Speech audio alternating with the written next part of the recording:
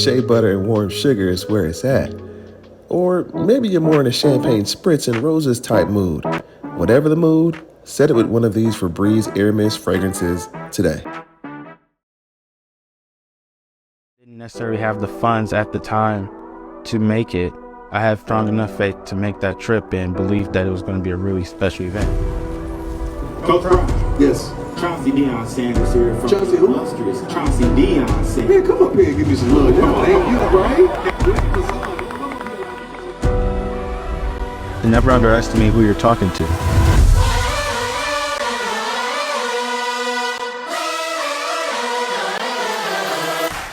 My name is Chauncy Deion Sanders, and I am a success story of the Black Sports Business Symposium.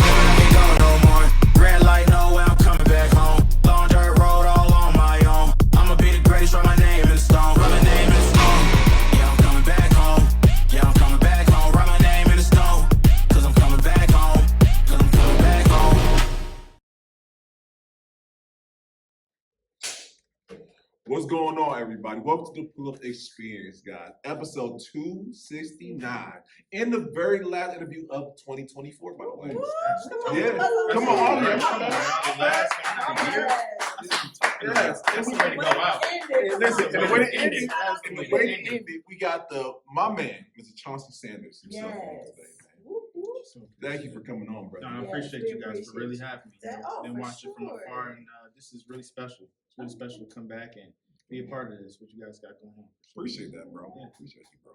So, okay, with that being said, I'm going to take the belt off, by the way. So I ask this question. There's a beginning, right? There's a beginning to this. Cleveland born and raised? Okay. Born and raised. If you had to represent a hood, what hood you represent? Oh, come on now. It's only Kinsman. It's only Kinsman.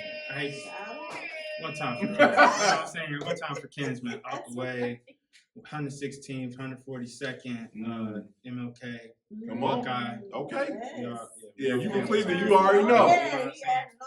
Right. Don't hold me now. I ain't got no affiliation. I'm just listen. I just rep my area. I just want to make sure the kids know from that area that you can go further, go farther. Come on now. I'll keep hitting it, but the kid gonna be like, it's gonna be starting early, man. Yeah, right. They hear me. You see how you get now. Oh yeah.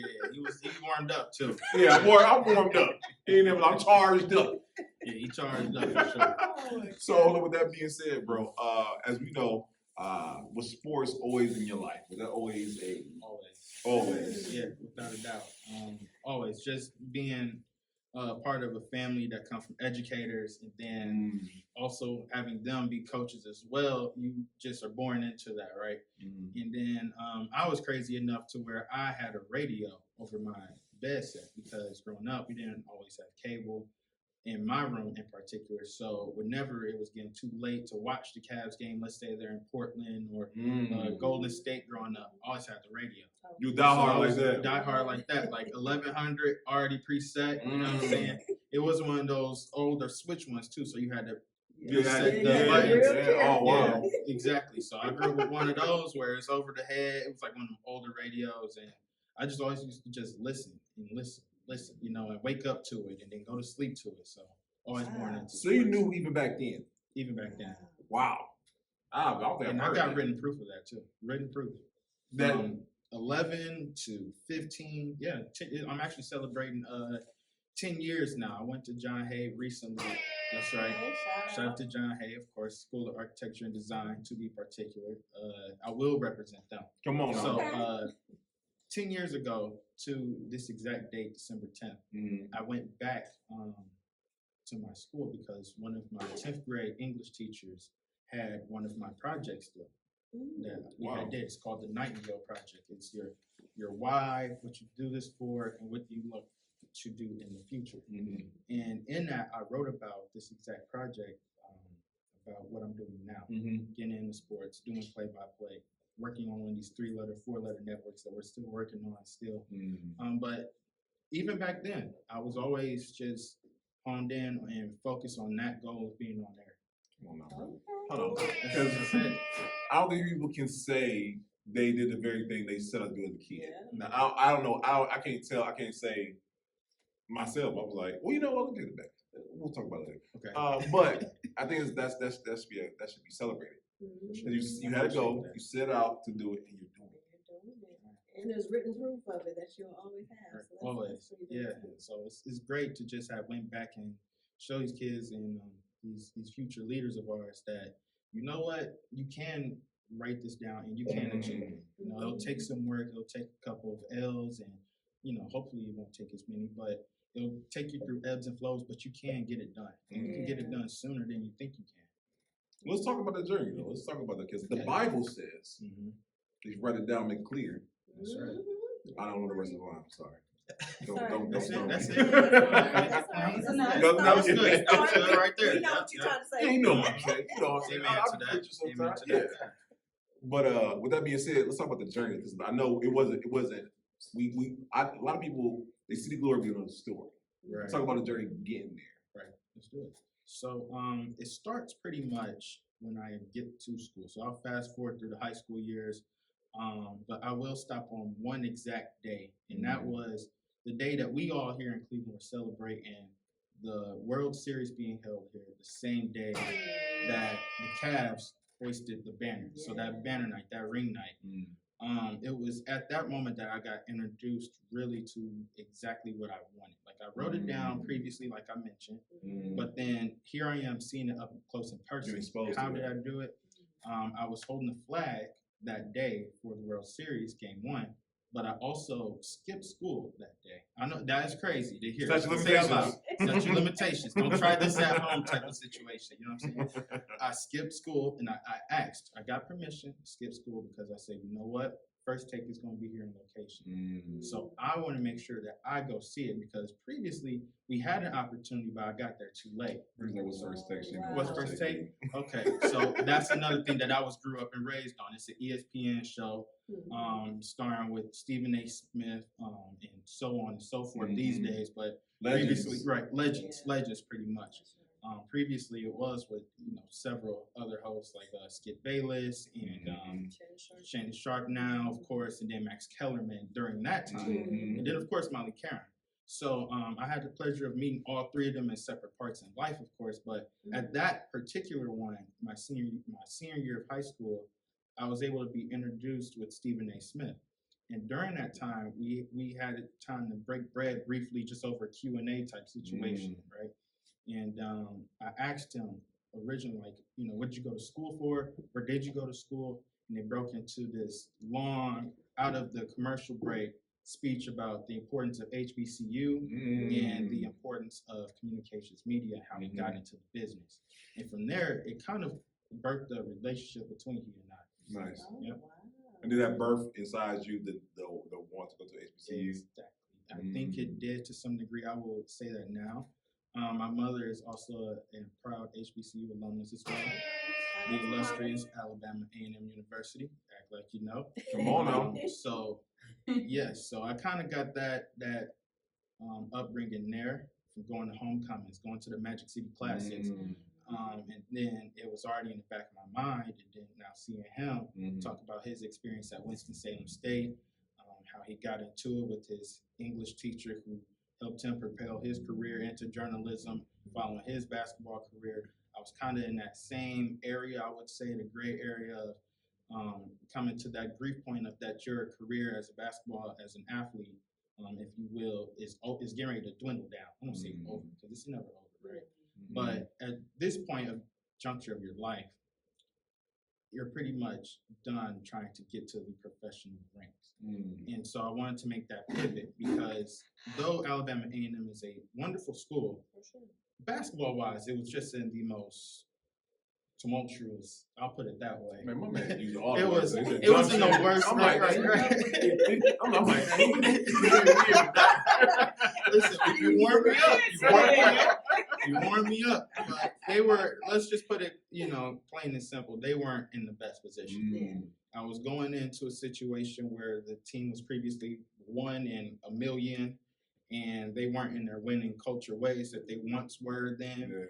And as I was coming down, I get word that, hey, we're making a switch at head coach. So I still went through the rigors and tried out and was with the team for a certain degree, and then after so long, I started seeing it go the same way again. I just kept looking over at this side of this booth, and there was just students there. But I knew that might be something I'm interested in, as I wanted to transfer out, as most students do nowadays. And this was before the transfer portal. I was just hitting it. And as I'm on the plane ride back to Huntsville from West Virginia, I go and think to myself, what if I made my legacy here? What if we make a pivot? And pivot we did. And it started there. I started getting more active into the communications department. I started broadcasting more, whether it was play-by-play or reporting. And then I got my first really great gig at reporting with the football team there at A&M that following season. So they started up this new classic that comes up here to Canton, Ohio. I'm a shameless plug them too.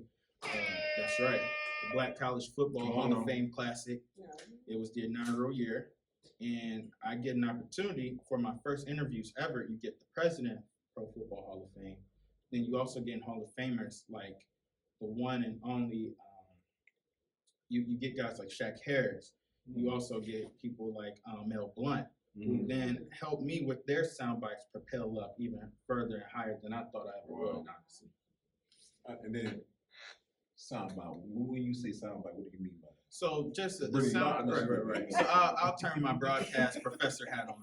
So your soundbite is pretty much like what you're getting in an interview from a guest. So exactly what you're kind of getting from me from a standpoint, but you're also tying in that with B-roll. You might be tying that in with extra footage that you get from the game or from an event. So that's pretty much the gist of what soundbite pretty much is. Yeah, you're getting something from someone on the street. I like that. That's gonna be your new nickname, Brandon Soundbite Gates. I like that. I like that. Soundbite Gates, because you know what? He got a lot of clips. Listen, I told you, I've been an avid follower. You guys put a lot of clips on YouTube Shorts. Soundbite Brandon is on fire. You never know when it's gonna come in handy. You never know when he's coming with his own sound. So I'm joking around, but one thing I like about you, brother. Shout out to Billy Gilliam. She was a great guest on Full Experience. Look at the episode. But one thing she said that stuck me since she said it. There's an art to doing it, and there's a science to doing it. And we can do the two. Yes. You are doing what your God-given ability is. Yes. You have a great way of doing it. I appreciate it. So with that being said, how would you encourage the next, broadcaster to be able to conflate the two? I know big words. Yes. Conflate. I like that. That was really good, because it is an art to this. It's an art for one, and we'll get more into this as the show goes along, but there is an art now of networking. And as you all know that very well, networking goes very much hand in hand with broadcasting, because back in the day it was you send tapes out, you're mailing these VHS recordings and all stuff like that. Nowadays it's about more so who you know and less than what you know. Yeah. Because in broadcasting you see so many people that are coming from left field and just you're like, where did they come from? But it's all about because of who you know, and that goes, it gets you so far, but your skill has to also match that as well. Okay. Now, would you say in the world of social media that also plays a big key role? Oh, absolutely. And being able to be seen? Yeah, definitely. Being able to be seen, but also what is your story, right? A lot of people use social media loosely, as they should. It's a great way, but you're also telling a story. And I think that's something that I look at with my Instagram page is for you to tell a story. Some people like to archive their pictures from way back, but I keep mine.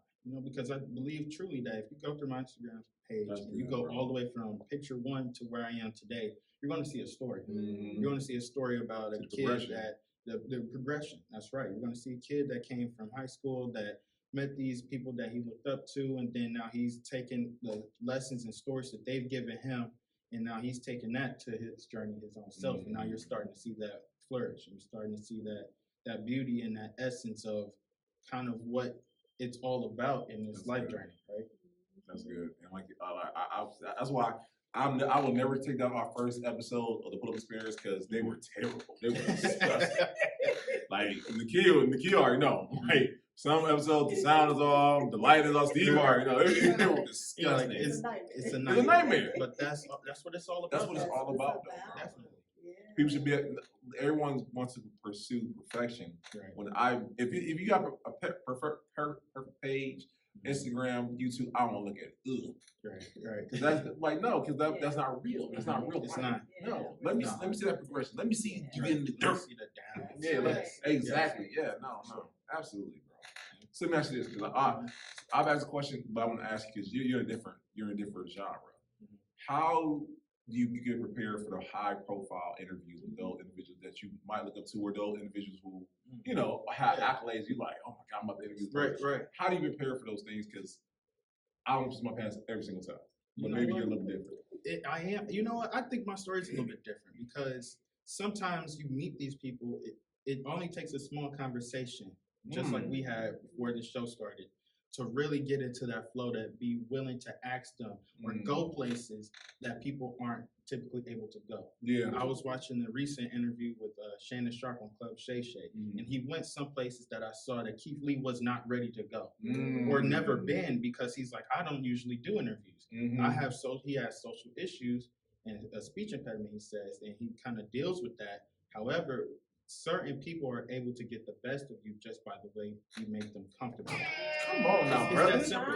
I'm telling you, Come it's on. like, listen, if you and I, we have a conversation previously, right? And it don't even have to be about on the record, just off the record, nice question, right? And we having a good conversation. I feel like now we're more inclined to get into a longer, deeper conversation than what typically is that about. And it also goes to our culture as well. Come on now. Because you and I might have a different meaning to what it means to have a do-rag on than the average reporter that's reporting on sports. Why does he have that do-rag on? I see it a lot with the coverage on Michael Penix Jr. now, who's been a really great quarterback previously at the University of Washington. Now he's at Atlanta. And their fan bases are a little different, right? Yeah. In University of Washington, though Seattle has a decent Black population, a lot of people aren't understanding. Why is he wearing this do-rag during the interview? What is that? You know, the different colors and that culture that he's oozing out of him. They understand that in Atlanta. You know, you see it spray painted on the walls, and you're getting the whole gist of it. You know what I mean? So it also plays a big role with us as well, is that the culture has to be utilized a little bit more for our broadcasters, because then you get an easier, a better conversation. That's good. That's good. I like that, the culture. Ooh, and I hope y'all taking notes. He even gave y'all a whole gym. A whole gym. You got a lot to go. He gave a secret sauce from right now. That's Brittany. How many times have we heard it from guests like, oh, I feel so comfortable or not? Because we get our mind tricked you. We got you. Gotcha. That little conversation. Yeah. That's it. Like you said, that's all it takes. That's it. Sometimes it goes a long way. So what were the early days for you, Chauncey, of getting to yourself, getting comfortable where you could have these story conversations? Yes. Now that we kind of have to take that last dance, kind of go back in time, forward in time. Okay. You know, we got to go back kind of towards the high school years, towards the later years. I think as I was starting to progress into knowing that what I wanted to be and who I wanted to be, it took leaving from Ohio to go down to Alabama to truly find who I am, you know, as a person and a personality, because it challenges you. It challenges you to be far from home, 10 hours from home. That's not your typical back and forth route. You know, that's at all. You know, you ain't going back home for a weekend or seeing your friends that you established back home, you know, during that weekend. You got to reestablish everything fast. And then I also spent time during COVID, which also I spent time during my back end of college in COVID times. So I lost a great deal of friends because they didn't come back for COVID. So now I had to reestablish myself as the student on campus and find new friends. And then you're also a communications major, a broadcaster, if you will. That's a little bit different than what the norms are at an HBCU. You know, you're always going to have your Greeks. You're always going to have your SGAs, your royal courts. I know some people are scratching their heads like, what in the world is a royal? Your queens. Listen, so you got your Mr. and your Mrs. A&M, and then it goes by dorms, which is insane, right? It's this insane saga of you got each dorm has their own queen, quote unquote, of their dorm. So you got Miss Thigpen, Miss Hopkins, Miss Terry, and then you also got the misters that follow along with them. Of course, they have their guidelines, 3.0 GPA, so on and so forth. But those things play a role into people, into them gradually becoming what some people ultimately want to be is Mrs. A&M, or some people like to be SGA, which is your student government. So you got the student government is kind of big as well, where you got people from your president to your VP, but then you got each department now has their own government. So they're governed by their own people. So like your communications department is going to be governed by somebody. Your science department, your biology, they're all looked over by somebody else as a student. So they all have their own voices to speak on what's going on campus, with the president, who then sits on the cabinet with the rest of the board members for the university. So that one president might be speaking for, hey, so-and-so here at this department say we need more funding for this. Hey, there's a leak at the science department, a gas leak. Students are feeling unsafe. They also have a say in when we close school, because unfortunately, and that's also went apart with my decision to come down south too as well, is that there's a decision to be made by students whether or not we have a snow day. Now up here, I don't know what they do up here for the northern, schools, of course. There's normal occurrence but up here. it's just normal. It's a normal day if it snowed like it did previously, right? But Down there, no, we're canceling. That's it. We're canceling. I saw they Solid. did something recently with CMSD. People were up in arms with them about not canceling school recently, but like down there, you might as well shut everything down. Well, back in the day, there was no school closed. Right. You went to school. Period. Exactly. Snow could be up to your eyebrows. You were going to You were school. going to school. Yeah, and it's weird to me when you get that call. It's like 6 o'clock in the morning. You get that call, and they're I like, get it early "School now. is and it's like, I get it. No, y'all But tripping. Right. We didn't have that luxury. The Barbara Bird Bennett era. Ooh. Oh my goodness. Okay. There could have been a blizzard. It could have been Jesus. Oh, Could shout have out to been. Blizzard. I went to, and this is what I love about being born in '99. Sometimes you get the older days, but you also get the blend of today as well. But I went to school, when I started school, I was at Empire Computech. Now, I don't know too many people remember Empire Computech. Hopefully some of your viewers do. That school, if it was cold, you're going to feel it in your bones. You know what I'm saying? Like, your bones are jittering. Like, you can't even, it's nothing you could do to put on to stay warm. It was one of those older buildings where it's like, Is that you got to on, cancel it. 140th, was that on? No, I think it was on 93rd and, Oh, you say Kinsman. yeah. Oh, no, it was actually over by the Glenville area. Oh. So I didn't go to school over by Kinsman area ever. I went to school over by the Glenville area. So I went to Michael White. Empire is right by Glenville. Yes. Back down that back street. around that back I'm street. like, I know Empire. I know that. Yeah, okay. And then after that My one, little it was brother Mount went to Standish Empire. or Michael White, whichever one they call it these days. Yeah, listen. Million. And they changed it around, but like I just remember Barbara Bird Bennett, and you know what I'm saying. She was not playing. We praying like, come on, let me sell that. Right. She not. It never happened. It never happened. Never. Very rare. But I'm gonna jump in. yeah, go ahead. Go ahead. You know? Yeah. No, I appreciate you breaking that down for schools, the HBCUs. And I know we all talk about how important it is, but that is literally something that I'm not gonna say regret. I just wish I had experienced. Because it's I always think late. about it. I It's always never too think late to go like, to a homecoming. I wish I never went to any of the homecomings, none of that. You know how homecoming, I Kent neither. State, Ohio State, you know how all that, I Nothing. never went to any of that either. Good, because it ain't got nothing on. It ain't got nothing. I hate to say. Now, I love my Centrals and Wilberforce. Those are great starts. I was gonna say, what about Central? Because they right Is around they the here? corner. Central was supposed to be Mhm. the It is. It's a nice school for sure. But if you want to get the real full experience, you gotta come down south. See, I've been I going. bet. I believe bet. it, yeah. I bet. I've been encouraging my daughter. She'll graduate next year. She got accepted to Ohio University in the Cleveland State. Yeah. My money, you know, she got about going to HBCU. She's like, hey. Right. I want my grandson. I'm telling you, I'm like, take you her need on to one go. good trip. That's what it is. Your Centrals are nice. Those are your pass-bys. But if anything under the Dixie line, take her down there. Florida A&M, Alabama A&M. I hate to say it, it's kind of barely want to come out of me. Alabama State, that's our rival for people that don't know. We hate Alabama State. Okay. But Alabama State, Miles College, Tuskegee is an awesome one as well. That's a very good one. Tuskegee's amazing. I would love to take someone down there for a college trip. That's amazing. Your Clark Atlantas, your Spelmans, your Morehouses, those historically great ones as well that go hand in hand. But your homecomings is nothing like it. It's absolutely nothing like it. You feel, even if you come as you are and you've never went to the school.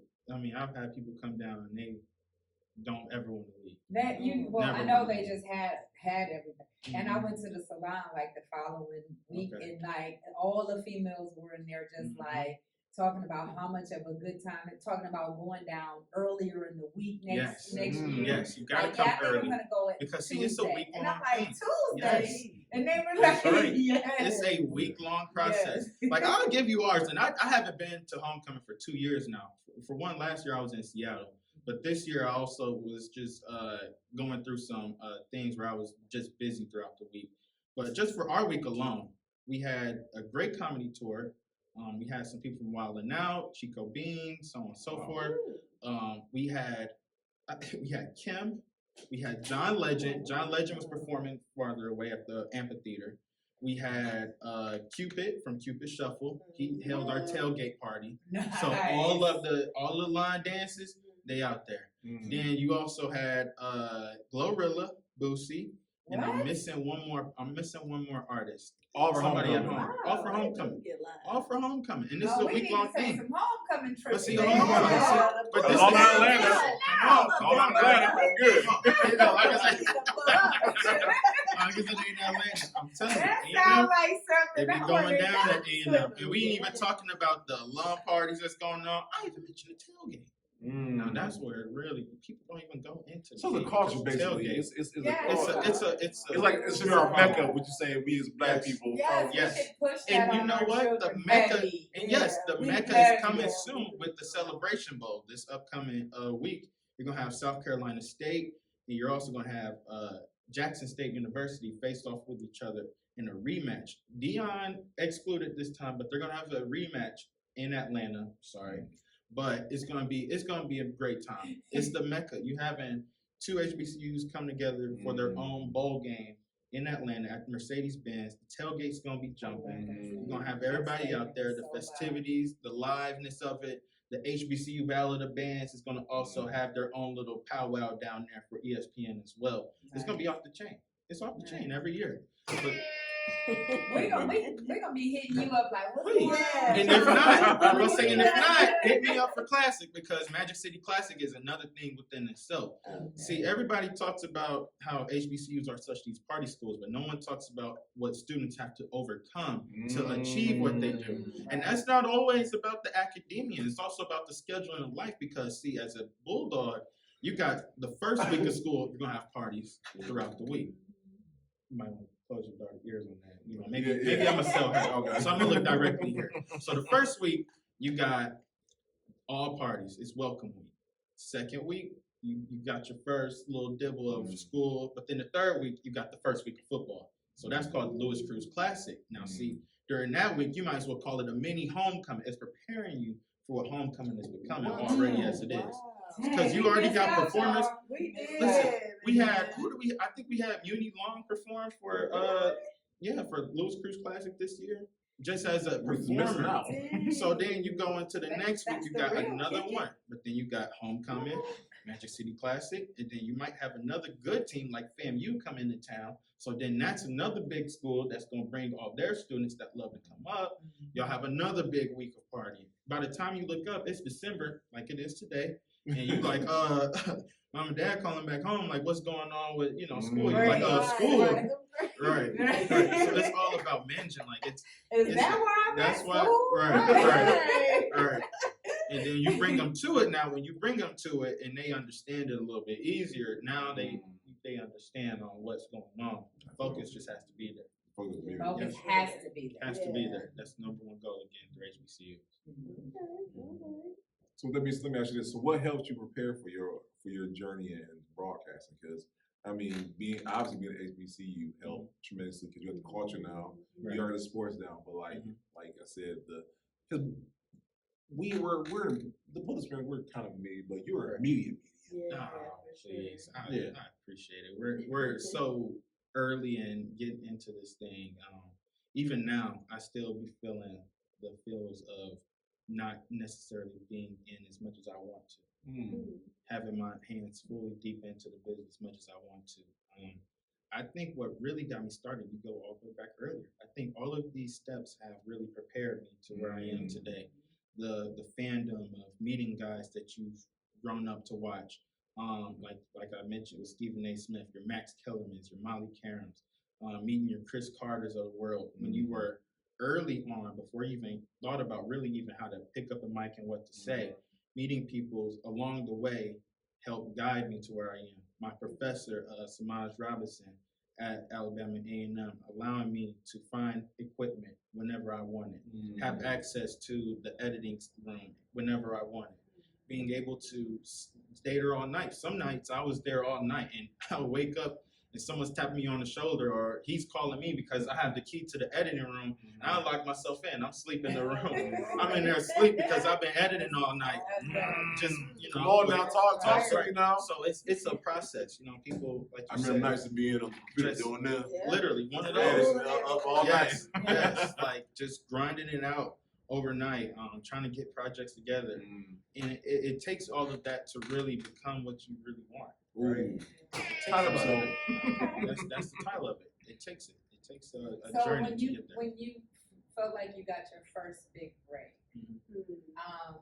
because you've had all of this time where you have been preparing yourself, and you knew this is what I wanted to do. I know, like, even entertainers, singers, whoever, they always say it doesn't matter. They get nervous. It doesn't matter if they've done 50 concerts or if it's their first one. Did you feel nervous, or did you feel something like, I know this, I'm good? Now, I would say the first big break really came in Atlanta. I hate to keep going back to That's Atlanta. okay, man. This journey really, all roads leads to Atlanta. Listen, all roads lead to Atlanta. I did stuff previously, right? I mentioned that I went to the Black College Football Hall of Fame Classic. I interviewed Hall of Famers. I interviewed the president of the Pro Football Hall of Fame. I interviewed players. I interviewed coaches. But it took, recently I did a internship with the local news station down there. And they gave me the day off because I did like a double or something. But I really wanted that day off regardless. And the day that came up was the Black, and I'll make sure we plug you guys in there as well. It's Black. That's right. You got to shameless plug. Whenever y'all ready to come down, you know, let me know. Black Sports. all That's Atlanta. Right. Now I'll show you a better time in Atlanta. Trust me. what? I'm gonna show you a better time in Atlanta. Okay, bet. I got you. Hold me responsible to that. I've never even heard anyone say that. I got you. I got you. I second them. I got I can't believe y'all. that. So I'm at the Black Sports Business Symposium. I get word about this. I hit the founder, Gregory Gibson.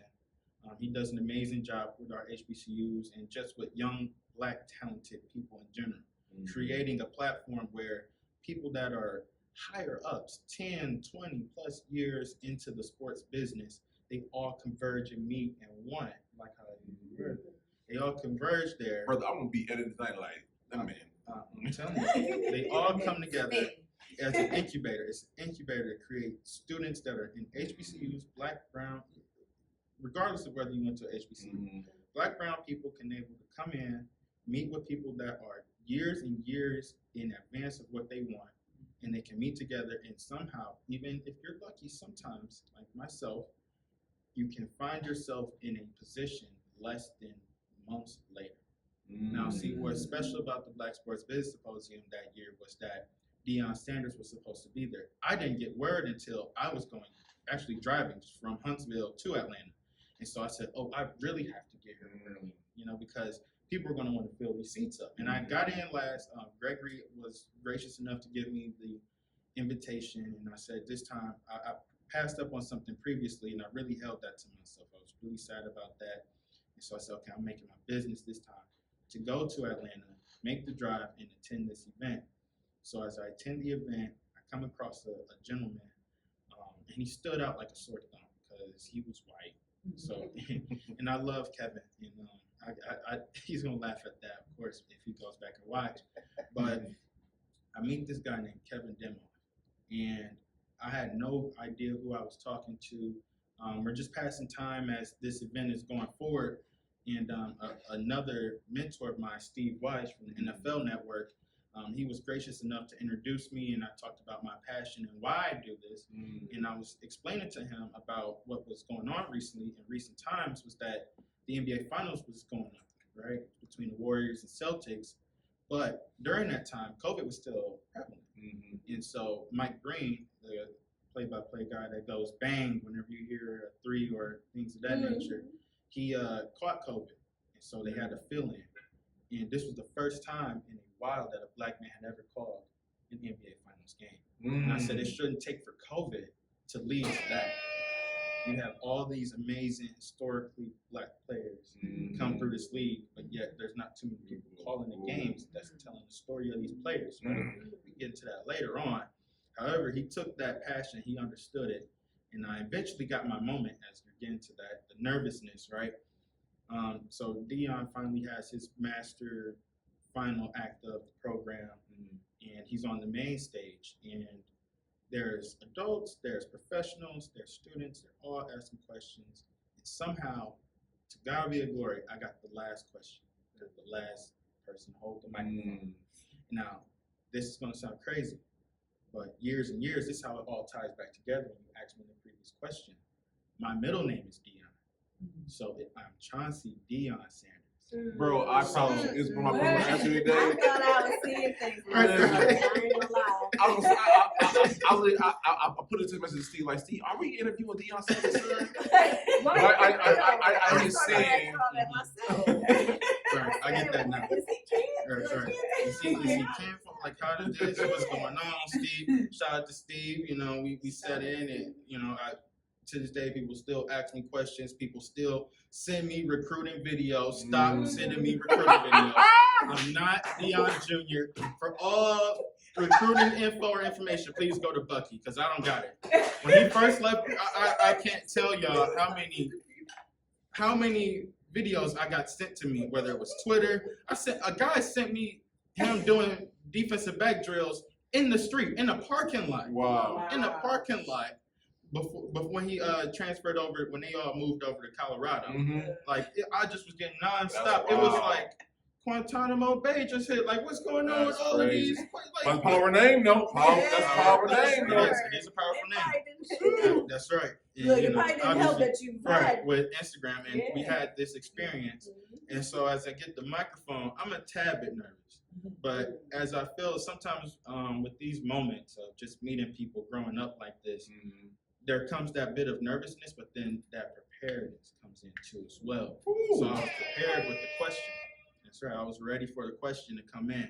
And as I got to the microphone, I was lucky, and I finally picked it up, and I go, you know, my name's Chauncy Deion Sanders from Alabama A&M, and I'm trying to introduce, you know, that little soliloquy you give before you ask the question. I couldn't even get through it. Because he said Chauncey who, and we were on stage and embracing. Off it goes, you know, you get the follow on Instagram, you get the pictures from the symposium, and it blows up, and he's posting you, and you know, he's commenting son, and now you got everybody you come in contact with from here on thinks you're his son or kinfolk. So yeah, you know, it takes a life of its own from that. And then to circle back to that guy that I was talking to about the passion, he was actually, and now I could change his title because he is the president of Cronky Sports Entertainment. Now I'll give you the gist on that. Sometimes these sports teams are under umbrellas. Like the Blitzer Harris is the 76ers, the Commanders now. The Haslam Sports Group also has the Milwaukee Bucks as well as the Cleveland Browns. Yeah, we'll get into that too one of these days. But yes, the Haslams own the Milwaukee Bucks as well now. So there's an umbrella with the Cronky Sports Group. They own the Denver Nuggets, Colorado Avalanche, and Los Angeles Rams. So I was speaking to that guy, and he came to me as soon as I got off stage and said, "Hey man, I got an opportunity. You know, just check your LinkedIn whenever you get a chance." So still with that fresh in mind, we're out celebrating with friends of mine from the event. We go over to Fin and Feathers. Not sure if you had that experience in Atlanta, but I'll show you Edgewood if you get a I'm chance. gonna hold you to Chauncey, man. Don't worry. Write it down for people at home. If you want a good experience in Atlanta, you go to Edgewood. I'm in Edgewood. We're at Fins and Feathers, and I asked a friend of mine. So I'm like, "Yo, let's get that hotspot going because I need to see what's going on LinkedIn. Like this random guy keeps coming into my vision, my peripheral. So I check it. I see that he's the president of the Rams. He's like, I got an opportunity. Why don't you come out to training camp with us for the summer in LA? Yes. So from there, it propels to you being a play-by-play during their preseason game. It propels to you doing a training camp host and interviewing a player, and you're able to have that type of experience, and it just takes off. Off of one moment. I'm so glad that you had no idea who he was. None. You were able Zero. to speak passionately about what was on your heart. You know what I'm saying? Because he obviously felt that. And that's what did it. He about. felt that. Yeah, he felt that like this young man is telling, you know, he's with it. He's speaking. He what you call it? He's spitting. This young man is spitting. But I was going to show that just like anyone else, he was prepared for that moment though. Yeah, that part. He had been working all this time for that one moment, and that I want. If anyone else takes that from this episode, be ready for that moment. You know when that moment You is. never know when it's coming. But be ready for it. That's right. And you were ready for it, man.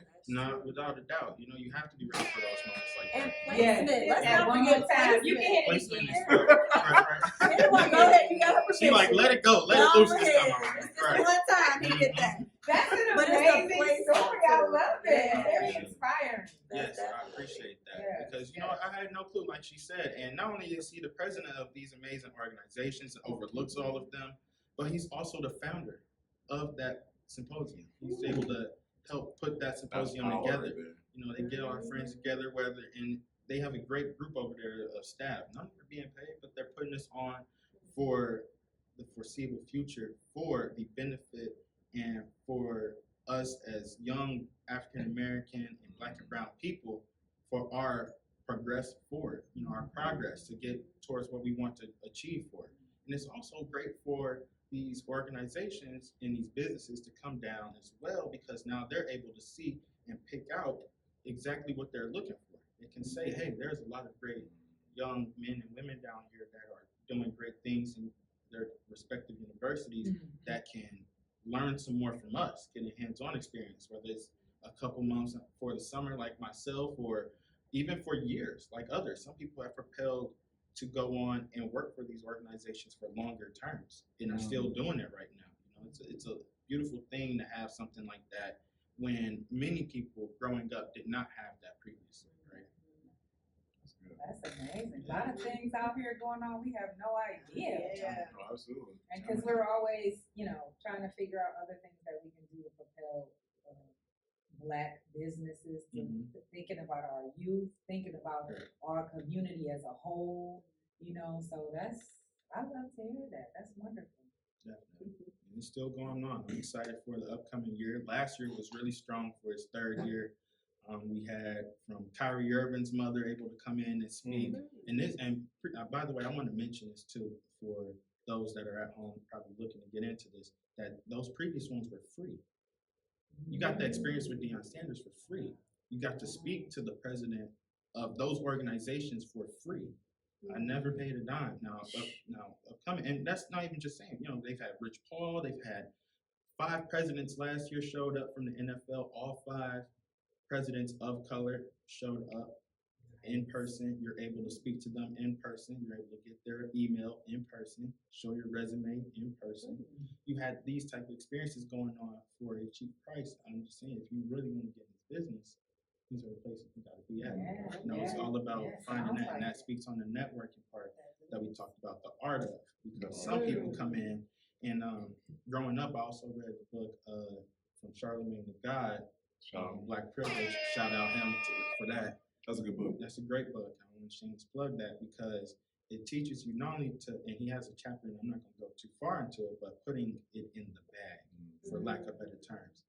Sometimes you have to put it in the bag before you become the top dog, before you become the godfather, the person that's looking ahead, or whatever you strive to be at. And in the book, it was detailing about how younger people he's recognized that have been interns with him kind of turn people off. The employers, the people that they're looking to get into or do business with, because they're they're moving too fast into it, right? They're coming off too needy. They're coming off a little more like they're springing themselves on you, rather than this is becoming a natural conversation between two individuals that may propel you into something instead of you looking to be propelled into something.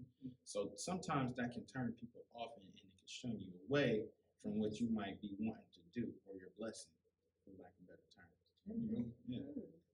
So I have a question for you, brother.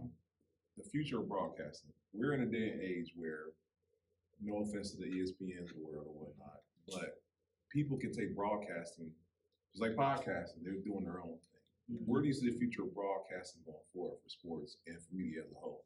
I think that's a very interesting question, because recently you just had the NBA sign their TV deal. You have the NFL still doing theirs. Now you see Netflix is starting to pick up their own team. Right. We're starting to see Amazon has their own team. Eventually, Amazon's going to have to put their own NBA team together if they haven't already by now.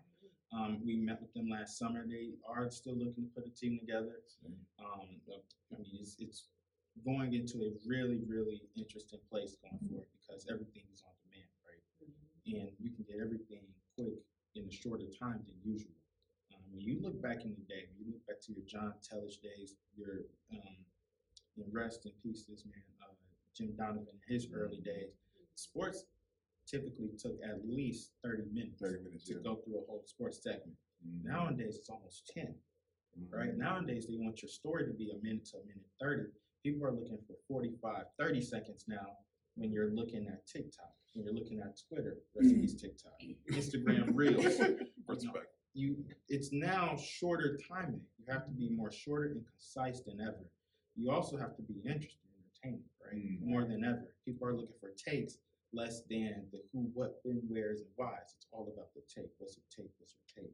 Instead of the typical sports stories that you get from these stations about how it happened. No one's looking for that anymore. It's just about this guy sucks and he's done, right? Pretty much. Instead of, hey, this guy came through a tough culture, and we see that now, right? We see that more than ever. There's going to be 9 new quarterbacks in the NFL this coming year. There's going to be at least 7 different coaches. It happens every year.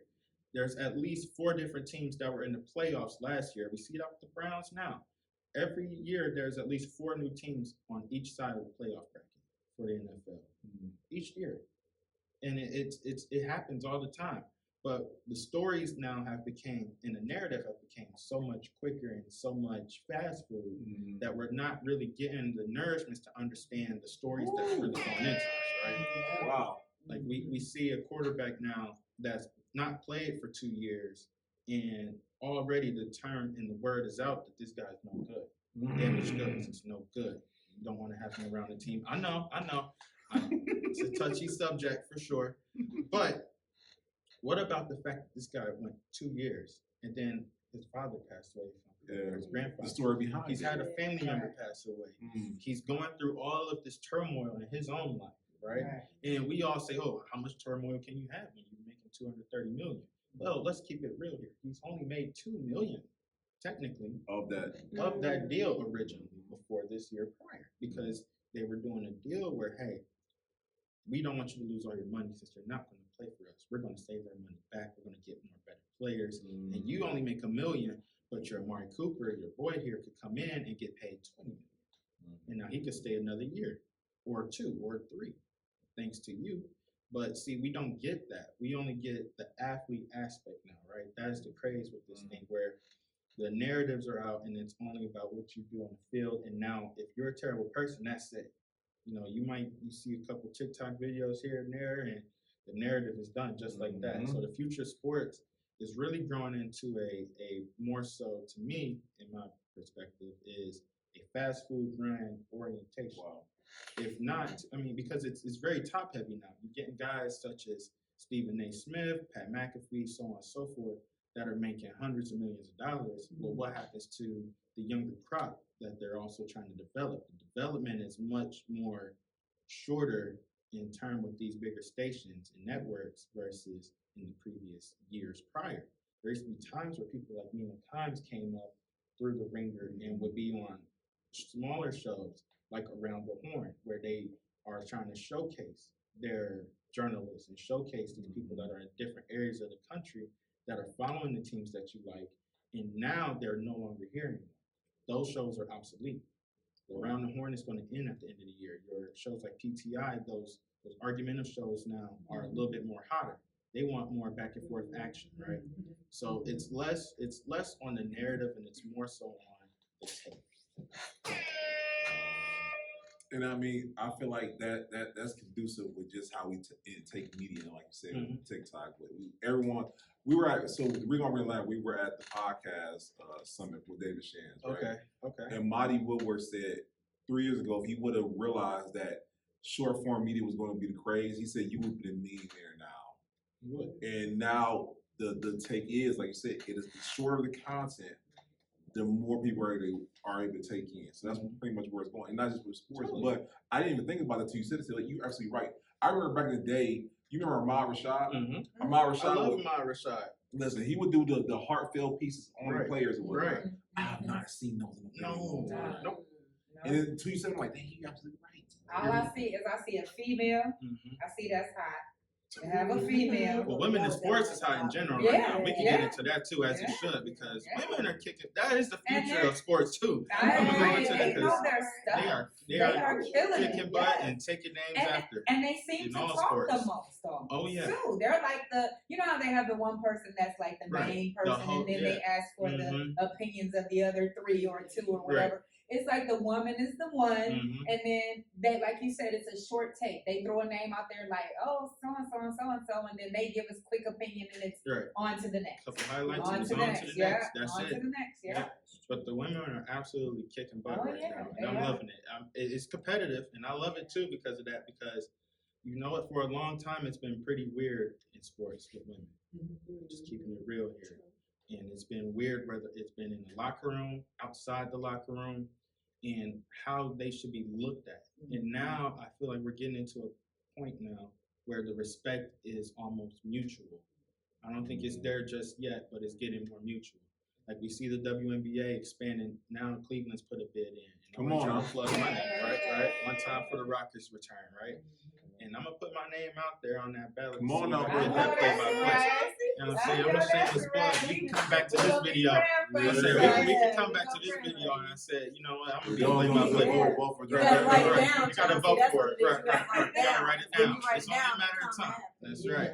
But you see, all these teams are starting to expand in the WNBA, right?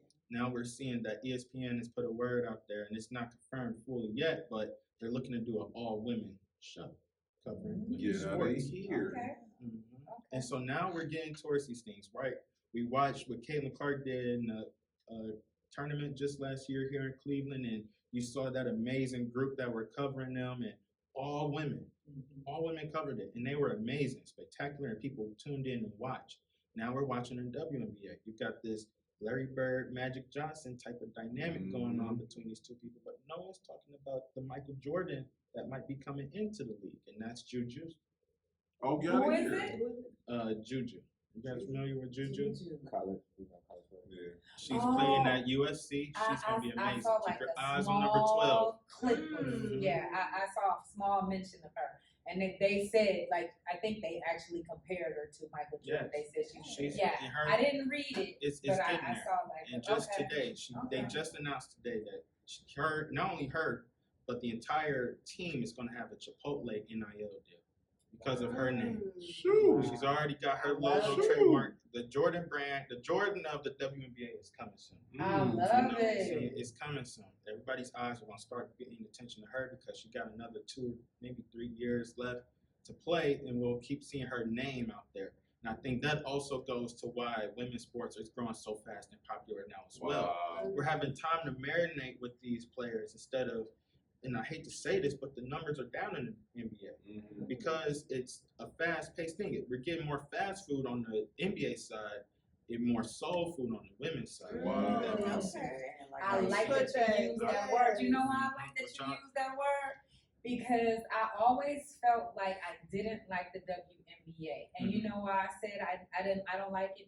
because I was always saying they don't have the finesse. Right. They can play, they can shoot, they can get the basket, but it was all over the place, right? all of this. Okay. And I was like, now they have the finesse. They out there like, they out there doing their thing. They have, like you said, they have marinated in the soul. It's It's toughness, there. and you're seeing the money being put in as well. You know, several teams now have put in new practice facilities. Several new teams, like you have at least 6 to 9 cities have put bids in for the WNBA market. Whether it's Nashville, Cleveland, like we mentioned previously, and even previous cities. People are really looking to try to invest heavy. And it's not just in basketball. This women's soccer league is also put a bid in for Cleveland as well. So you have these things going on, and I'm telling you, I think the future really is with women. And you're also seeing that with flag football. I mean, come on. I mean, I'm just saying. Flag football, yes. Saying. You're just saying, like it should have been happening, but for sure though, it's definitely coming. It's slowly but fast. surely. I wouldn't even say slowly. I think it's coming fast. It's here. We're getting there. It's about time. It is. Yeah. That we get recognized for what we actually bring to everything. We are the backbone, period, point blank. So let's get out here, Shout out to women. ladies. Shout out to women. Shout out to the women. Time to women in sports. Women in sports. Yes. Y'all are cooking. Y'all are cooking. Yes, they are doing Cooking their fast. thing, It's hot. for sure. Doing your thing. So I have a question. Mhm. In a sports betting era, Ooh, here we go, right? Because, like, brother, I'm not seeing so. I literally know people who take out their money out their 401k and put it in sports. People take out money out their investments and put it in sports bet. And I know how it has done for sports as a whole. But what about the broadcasting aspect of it all? Because I know the broadcasters. Are you guys more inclined to, make sure you guys are giving information so people can make more attentive bets, or so on and so forth? That's a great question. I think I tried. And I've Okay, asked, right. I tried. That was a great question. That was a great question. Be sound bites. Here we go. Here we go. Let's make sure we put the marker down for be sound bites. Come on. I was just gonna say, he's gonna put that belt up next. Soundbite B, making it move, making it happen. All right. So I think there is, and I've kind of asked that question myself to some of the others around, whether it was Tim Alcorn, our radio play-by-play with the Cavs. I'm a great mentee to him.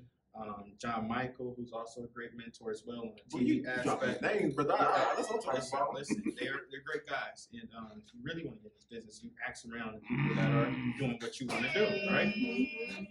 And I want to ask those guys about, like, okay, what's the temperature here? Because now you guys are being hosted on FanDuel Sports Network. Exactly. It's not Valley Sports Network anymore, Fox Sports Network. They had to sell those thanks to the Disney merger with Fox. So they had to sell off those sports networks, the regional networks, for the sake of the deal. Wow. So all of those ones like that, are those regional Fox Sports, are all now. They were with Diamond Sports, who kind of went down the wayside, and so they had to sell them off. And now it's FanDuel Sports.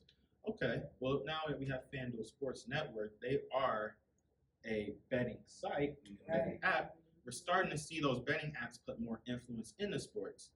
And it's not the way that people typically think it is, right? Like, okay, are they like forcing this guy to miss a game? Are they forcing guys to not, But you are seeing it really, really hard in the sports world, where you're seeing guys, and we saw it last year in the NBA, where they had to kick a player out for life. They banned him. I was about to say, you want to see that story?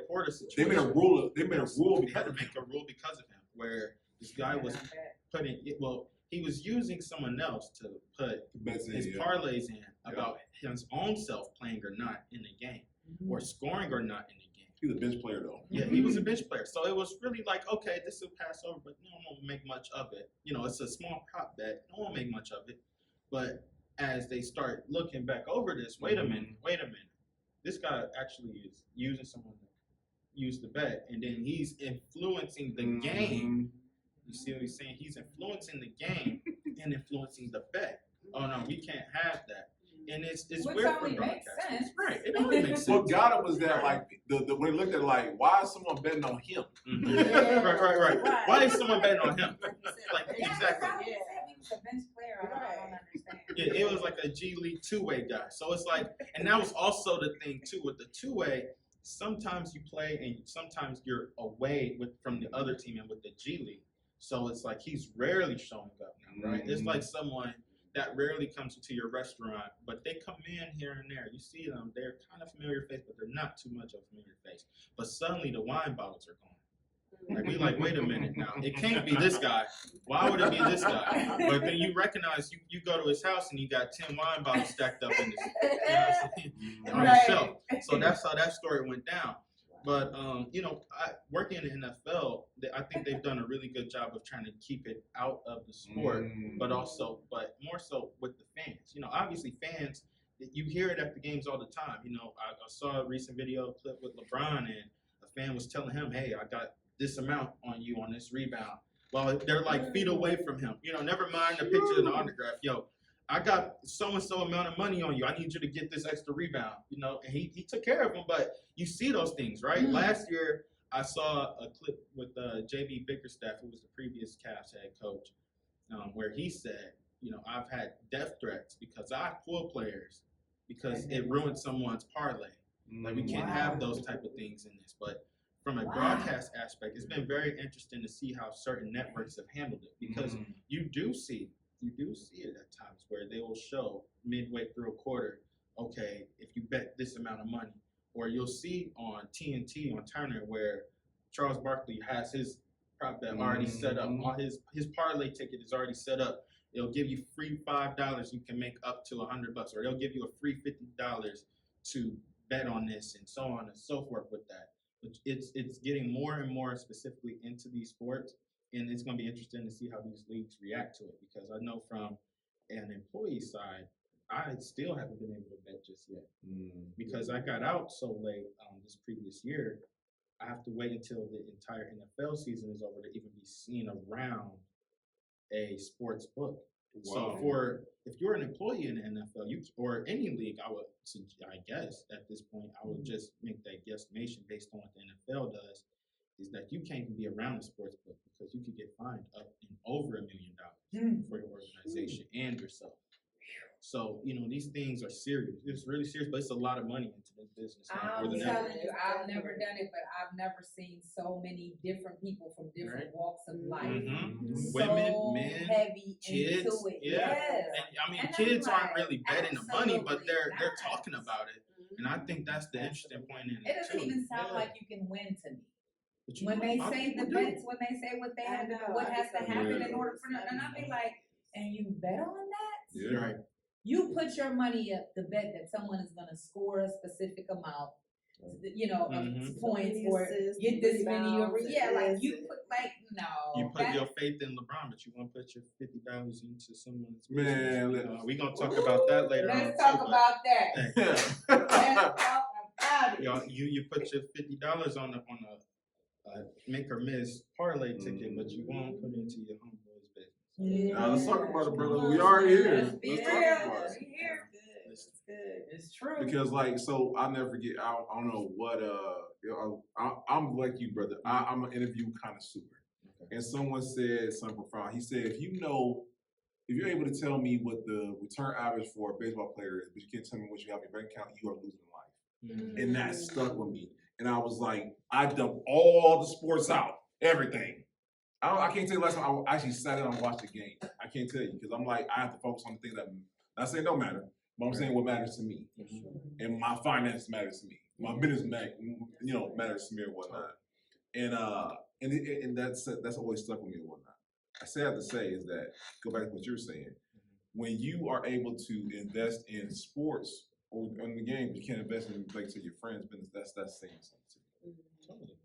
And my question to you is, with you seeing it from both sides, where do you feel like a person can make a great investment in both?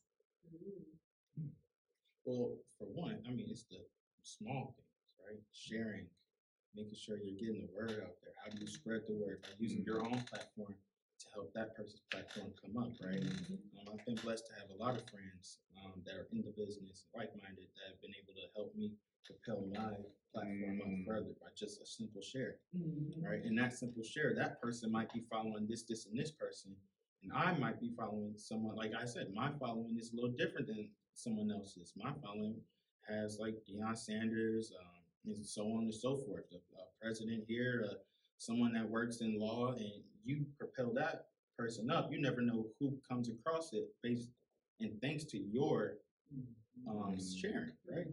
It's little things like that. There's also little things by giving feedback.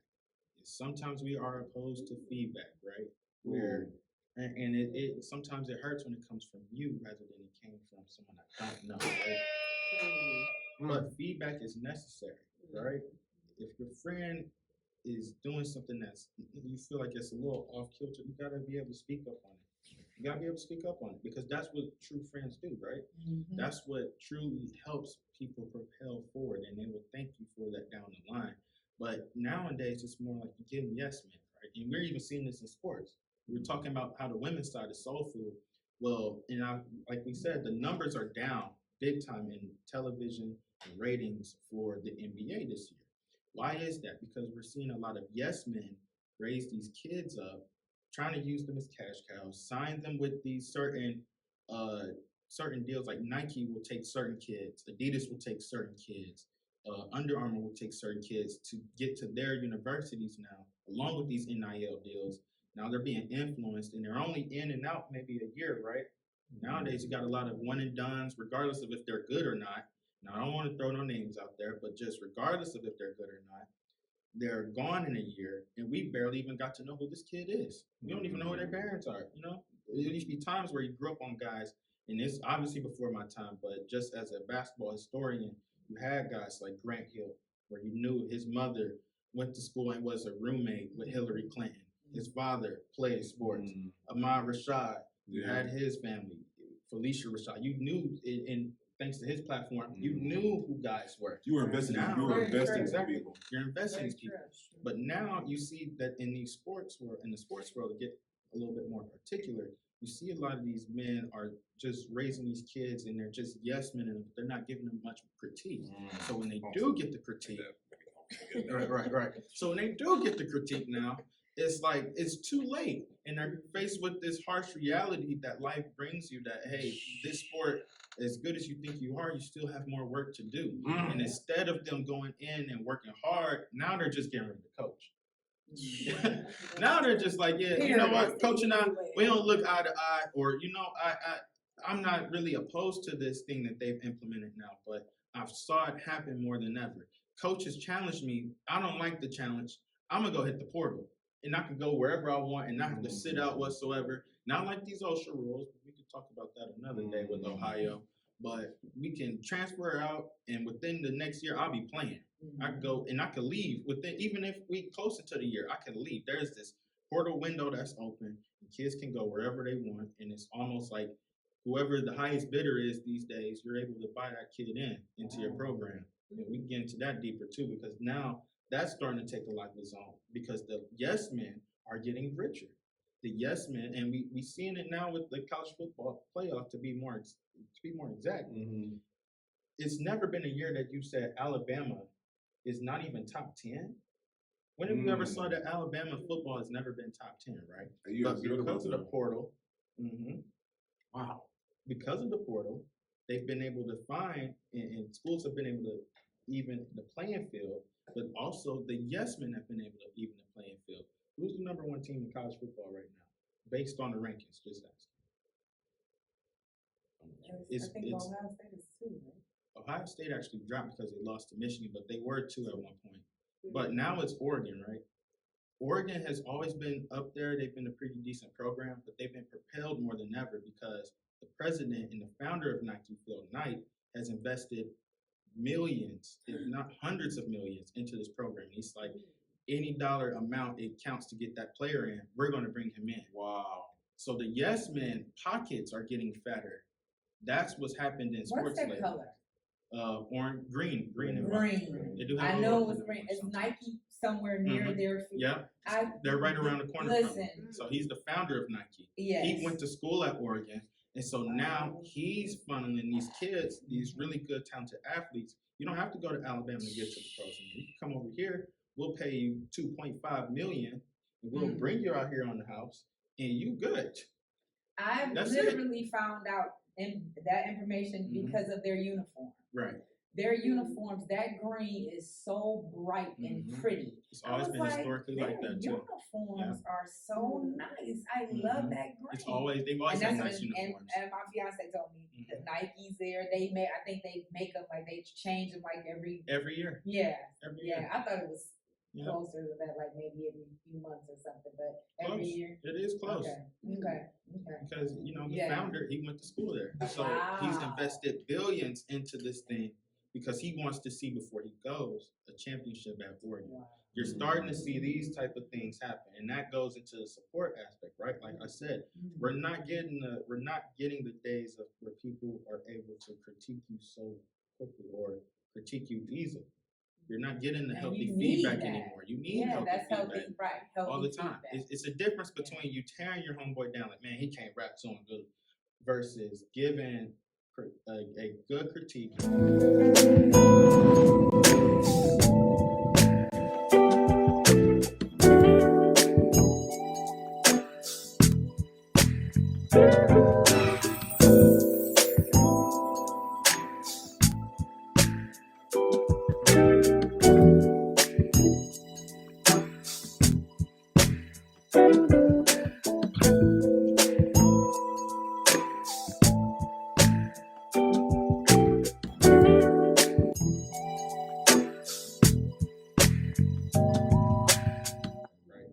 Saying, hey man, I like what you're doing there, but your cadence is off a little bit. Hey man, I like the beat. I think you got a good pattern with these beats on your album, but something's off here when you're trying to bring us into your hook. Like something's off. You need a little something here. You're not getting those these days because everybody's so quick to get defensive. Everybody's quick to get defensive on it. And I was gonna say when you started that off, like it is about how you say something. You said, "Hey, man, I like that." You made sure to let them know that there are things that are good, but tweak this a little bit. Exactly. Yeah. But people don't. Everybody doesn't take that well. Everybody doesn't because some people are quick to tear you down. Some people are quick to say, and I've had that over my career as well, where you say, "Hey, I want to be a broadcaster," or "I'm thinking of going into communications," and I had someone go, "Communications?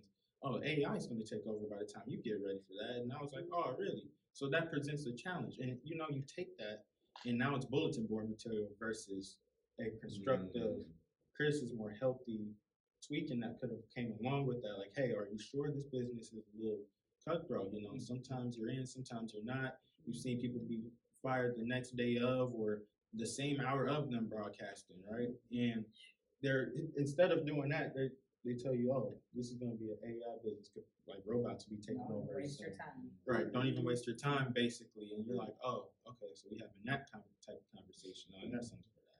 It's bulletin board material now. So it's a very thin line between it, but I think that is something that we have to be able to try to now evolve in that, right? Try to make sure that we do things a little different because people came up different. And it's a change now. These kids younger now, they don't really be wanting to hear how you did it back then. Now it's more so about, hey, I like what you do here, but you got to be able to make the adjustment here, here, and here because it's leading to this type of outcome. So now, how do we get to that, you ask? I think it's about, like we said, having these healthy conversations and being able to have healthy criticism versus the negative criticism that always came about. So let me ask you this. What is some advice that you will give a young man or young lady watching this right now about how to start out in broadcast that you wish you would have known when first starting out? I think, honestly, I got the perfect motivation. I got the perfect, not only motivation, but I got the perfect saying that someone gave to me when I first started out. When I was 18, go back now a little bit. I had a chance to. You may sound like you're old, man. Right. Not like that. But let me take you back a little bit. When I was 18. So we're going back, we're going forward. So I'm gonna go back to 2018. I I had the chance to shadow Stephen A. Smith. So that's where that first meeting, remember I told you that. Now here goes where the second meeting. It's almost like that Dave Chappelle, yeah, where he's like the many times he met O.J. Simpson. So it's the many times I've met Stephen A. Smith. So I'll give you the first. I gave you the first one. We'll do the second one and the third one because they go into what I would have to tell some. Okay. So the second time we meet him is during the 2018 NBA Finals, and before he says that LeBron and Cavs going to get swept and he's going to go to LA and walks about the radio station, right, just meme-worthy stuff. I was just a young kid wearing my prom suit still, prom loafers, trying to find an opportunity. Because the loafers was in back then, the suede loafers. I was part of that era. So, still in prom suit, trying to find opportunities. I went to a local station here and found myself quickly turned away. I didn't necessarily feel like it was because of maybe what my skill set was, because they didn't know what my skill set was. I don't think it was because of my experience, because I never told you my experience yet. But I could only kind of dictate how I felt I was turned away based on how I presented. And I went, and as I was leaving, I was feeling a little discouraged as a young African American kid, because this business is discouraging for us. Not just males, but women as well. It's discouraging for our kind, because time and time again, love her. But even she has had to evolve in her ways, because what originally her dream was, they tried to derail that. And we saw it over and over again with her, right? During her time at the Four Letter Network. Like you said that, by the way. Hey, listen. So I feel like I'm discouraged as I'm walking out of that, but here I see this figure walking in, and it's him. And barely could even get anything out of my mouth. He's like, "Come on, young man, let's roll. Come on with me." He and his bodyguard remembers that story to this day. I met up with them in Chicago, so that's like our fourth meeting. But we'll go back, like I said, I'm gonna do the two in between there. And he takes me through this shadow moment, right? And as I go past the front desk, and all of the eyes that were previously in there in the studio immediately turns to the man that's getting paid the highest out of anybody as far as that network is concerned. They see me walking with them. Now they have a question of, why is that young man walking with them? How does he know that young man, right? Right. So during this time period, we're doing his show. I'm shadowing. I'm learning about the business of radio, and he's teaching me about the business in general. And as we get ready to wrap up, he gives me this quote, and I still live by it today. If you're going to be lazy, quit. And I've said this on several shows. I've said this to classmates. I've said this to people that are younger, that are looking to get into the business, that has reached out to me, people that I still mentor to this day. If you're going to be lazy, quit. And what does he mean by that? Because I asked him, what do you mean by that? Like, if you're going to be lazy, quit. And he said, if you're going to be lazy, quit, because if you're lazy on the business, what do you think they're going to tell the person that comes behind you that looks like you? What do you automatically think they're going to expect of them? So I don't want to say that about, if you're going to be lazy. I'm sorry, I was saying everything. I was saying you like, I ain't getting it. So if you're going to be lazy, quit. And I made sure to tell my man Steve that as well. So, by the way. Yeah, if you're going to be lazy, quit.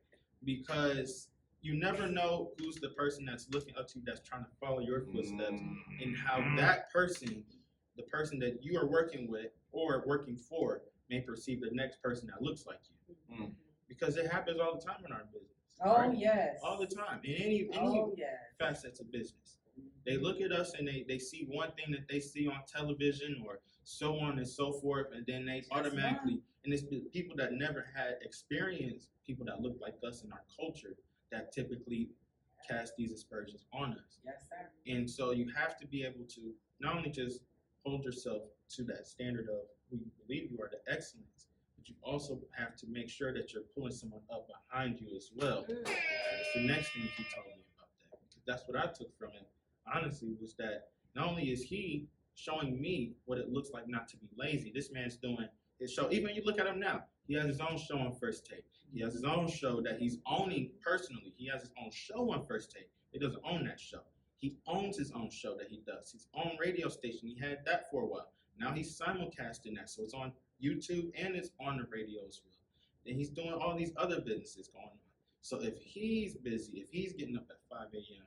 Eastern time working, why are you still sitting here thinking about what you should be doing, how you should execute, things of that nature? So it shows. That's powerful. That's powerful. Because it does. It only takes someone to get one perception of one of us, and it's like they're all like that. Yeah, it's downhill. Unfortunately, yeah. They don't even want to really be bothered and give you a chance, and that's a great that just fit everything because it's like no matter what job you're in, no matter what position you're in, no matter what company you work for, no matter if you show out and you don't do what you're supposed to do, they literally think the whole plan is literally. It's exactly that thing. And you know what? I took that in mind with me when I went into this next opportunity with the Rams, but also when I went with the Seahawks recently last year, was okay, I know I may not be here, right? You're an intern. It's either you're up there, you move up in the ladder, or you just move on. That's just how broadcast works. You either move up or you move along. And so I came in with the mindset as well. How can I make sure that, because it's kind of news, but it's not really. I was the first HBCU intern ever for the Seattle Seahawks. 70 plus years of football there. They've never had an HBCU intern. Myself and two others were the first ones ever in that group, right? How can we make sure that they look for the next HBCU intern and follow through? Okay, how do we represent ourselves? Okay, you come in suit tie every Sunday. How do we make sure that we are setting a path and blazing a path forward for the next person to have easier access? My friend. That's what it's about. And it was the same with the Rams as well. Every single home game, even recently, what was it Sunday night they played? It was Sunday night. Even last Sunday night, every game, I haven't even been to a Rams regular season game yet since I left. However, I have been on air every single Rams home game for the last 3 to 4 years. Due to doing the production with them. Before the game even starts, every home game, there's a presentation that plays before the game, and I'm featured in it in a big role. Very nice. So it's about blazing that pathway forward, right? We talked about the symposium, we talked about these opportunities. How do you make sure that you leave an impact that makes it easier for the next person to come in and lead their own? That is so And I think if we all did that in our businesses and whatever profession, whatever industry we're in, we are unstoppable. But now we just dominate now. So no, that's great advice. Y'all been taking notes. And that's just the first one. And the next thing he told me after he's experienced life, his own self, because I asked him different questions during this path, of course, because as you grow, you tend to see different things, even the things that you said would happen. Yeah. So you see the things that they said would happen, but then you also see things that you weren't thinking of. Then I was only 19. Now I'm in the mid-20s. I'm thinking about, okay, now I'm getting towards the family aspect. I'm stuck between this, do I prioritize this more or do I prioritize the family life balance, right? We talk about balance a lot.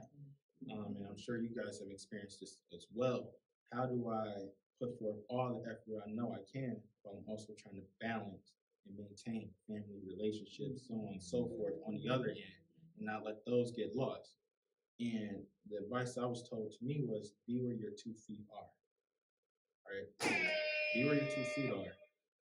And that applies to anything, whether you're struggling, whether you're doing great, whether you're with your family for today, or and you're thinking about what's going on in life. I recently read an article with Adrian Wojnarowski. He was like this big time newsbreaker for the NBA. Like if something happened with this player last night, he probably knows about it. If this guy sprained his ankle, he knows what the timetable looks like, if it's a bad break or not, if this person's going to this team, if this team is talking to this guy. And he's been doing this for years. He made it his entire career in breaking news. And he said, a general manager, somebody that is making these choices that he's worked with before, once he had announced his retirement, he said this general manager told him, "Thanks, but nobody cares. Nobody. You spent your whole life." He's in this article. He also detailed, and others that are newsbreakers have detailed about how they've had to stop driving with their family, park in a cemetery to break the news, to get the tweet out, to be the first to break this news. And for what? It's thankless, right? He's also mentioned about how he's went through prostate cancer recently. And you see that with a lot of broadcasters as well. We saw with Jim Donovan here in Cleveland, how he's went through his cancer battle. The great Ernie Johnson, how he's went through his battle, their health battles. But they're risking they're putting their lives on the line for us as viewers, yet they're not being thanked about it behind the scenes. So it's about being where your 2 feet are sometimes to really make it through this thing. Because honestly, like we said, at the end of the day, no matter all the tweets, no matter all the video you've put out there, no matter all the news you've broken or the games you've called and all these amazing highlights you've done, at the end of the day, the people that are going to truly care about you and have the best stories and be the ones that truly tell your truth are going to be the ones that are around you. So, family at the end of the day. Tell my story, y'all. That's it. So listen, bro. We're gonna have to do a part 2. I already know that. For sure. We're gonna do a part 2. This Yeah, is good. no, absolutely. And we'll figure it out. We'll want to see you in action. Or you might do it to do the homecoming. We have to do the whole. We could get that going too. We could do a homecoming, Magic City Classic. I do the pool. Had a good time. I'm telling you. I'm just doing that like. Tell you. Listen, you cutting up. Cutting up. I'm telling you. That's only full of right. cut loose. Cutting loose. Bringing 2 U-Wines and all. These Oh. people with that I'm going Dave Jackson. I'm doing it. Yeah. Coming with the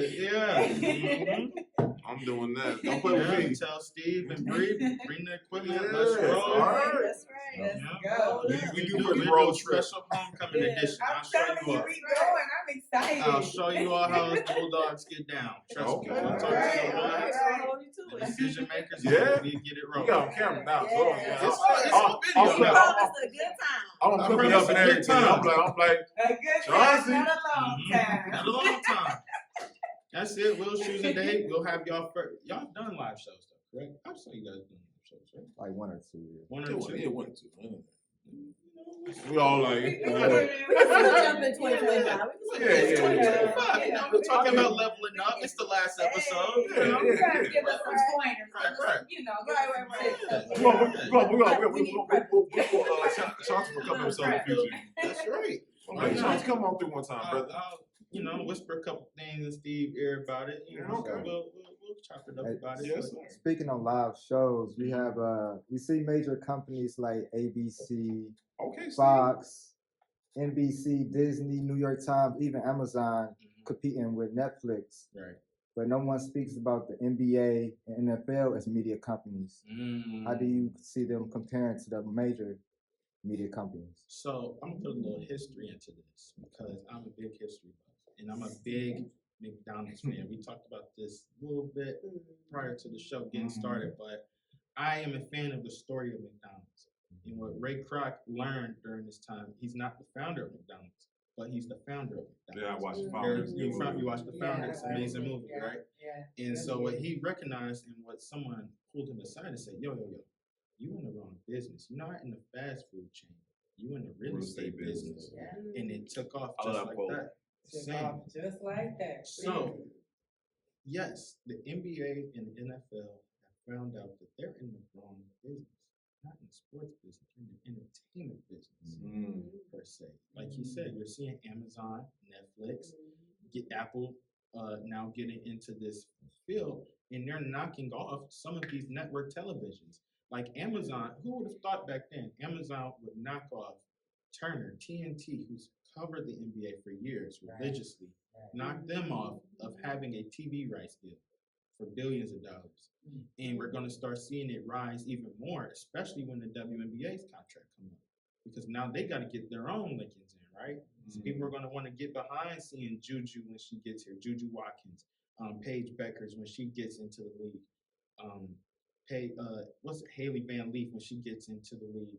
These players that are going to help continue to propel this league forward, following the GOATs of which like Diana Taurasi and the Brittany Griners and the Sue Birds. Those ones that are going out the door, they're going out the door. But these ones that are coming in are going to reap the benefits of what they have. And I think that Steve brought an amazing point up about these leagues starting to recognize that now because the TV deals are more prevalent than ever. It ties in the sports betting. It ties in the narratives that we're talking about and the extra added content. Amazon having their own, Netflix producing their own starting five, their production that follows players throughout the season. Those things are what fans are going to get more interested in. It's going to build more money into their subscriptions. Those things are becoming what's looking like the future of sports as well, when it all boils down to it. Now, some things are going to be interesting because we saw, on a side note here, we saw during this election, and I don't want to get too deep into it, but we saw the influence that some of these companies have into it, how they cover them, how things are being talked about. We saw it going against history, where we've seen things like the New York Times or the LA Times, if you will, the Washington Post, that are owned by certain people aren't able to voice their opinions that they typically have in the past. That they have for years. For years. So now that is starting to play an effect into media as well. How do I think that's going to trickle into sports? At some point, some of these owners are going to start having their own rift because they're not seeing the same equal pie, or some players have said this and these things have been covered differently. Like a LeBron James is covered totally different than what the Detroit Pistons are.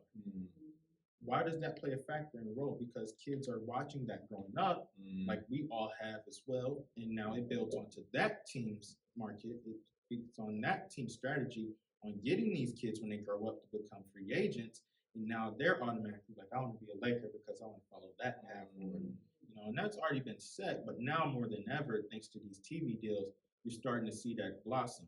We could also talk about that with baseball.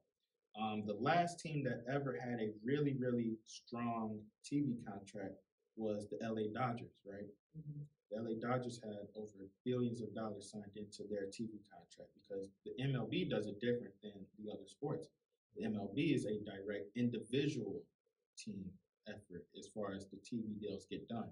So the Dodgers might be on Spectrum, but the Guardians are going to be on this regional sports network with FanDuel Sports. Why does that play a big thing? Because if the Dodgers are getting billions of dollars, like multiple billions with a B, and the Guardians are only getting a couple $100 million, then unfortunately, this plays a role into how certain teams are able to get star players. Like we see with the Dodgers, though they just won the World Series, they have at least 4 people on payroll that are making over $100 million for the year. And that's a 22 roster league, a 22 player roster league. They have 4 players that are making over $100 million, not like $100 million, that's it, like over. And they just added and signed another player for over, $400 million? And we just saw it recently, as of yesterday, how these things play a role. The Yankees, these bigger market teams are able to dominate because they're making more money off these TV contracts, right? Got to convince them. I just saw Juan Soto get paid $765 million for 10 years. He's going to get paid more than what LeBron has made over his entire career earnings in 10 years for baseball, all because these TV contracts play a big role in that. It's unfortunate. It's time for us to get back to, it's time for baseball to get back to us. Let's get into that. Because, we starting to see that a little bit with baseball. They played a game at a Negro League site in Brickwood Field in Birmingham last year. And you're seeing former players that were in that time talk about their time growing in that league, going through that. However, they can't say that, but then you have Governor Kay Ivey, who's signing things, basically creating the modern day slavery down there in Alabama, talking about the wonders of what the Negro League represented for us when you're doing things that doesn't represent what they were going through. You're representing exactly what they were going through during that time, to be exact. You're reminding us. So they have to meet us. I think the marketing has went away from African Americans, to be quite honest. I think in certain markets it's a little different. Like in New York, it's always going to be different between the Yankees and Mets. But here, even in Cleveland, they've made a great effort to try to make sure baseball is back in the city of Cleveland. You saw them renovate over there at League Park, right? You saw them renovate over at Luke Easter Park, where now CC Sabathia has put money into his own baseball field over there. It's newly renovated, beautiful, has the dugouts and all. You've seen it with Jose Ramirez. He's put in a couple of areas into the city where they've renovated it and created new baseball fields in the hood, in the city projects. So it has to meet us. You know, we're the consumer at the end of the day. And if you don't have us, then you're going to end up with a mediocre team. Wait a minute, That's right. can you repeat that, please? Yeah, if you don't meet us, we are the consumers at the end of the day. And that goes for all the sports, whether it's Browns, Cavs, Guardians. We are the consumers. If you want to take back how we feel, if you want to take back the team and make sure that the team is moving forward the way we want to see it, you have to take back your dollars at the end of the day. Yeah. Because that's what it looks like to me. They have got so ahead of themselves that they believe that we're just going to take any single thing that they give us these days, any product they give us. But we have, though. We have. And it's time to stop. It is time. Really. We've been having this conversation for a long time, but we've been having it super heavy now. Like, we are in control, and we won't take advantage of that. But we seen the Walmart thing. Shout out to the initiative we seen Walmart was trying to do us dirty. We was like, get on Walmart. Yeah. And I think we're leaning more into that power. The number one consumer, we have the most power of all. We need to act like it. Act like it. Period. It's that simple. It's not hard to take those dollars away. There are businesses that support us.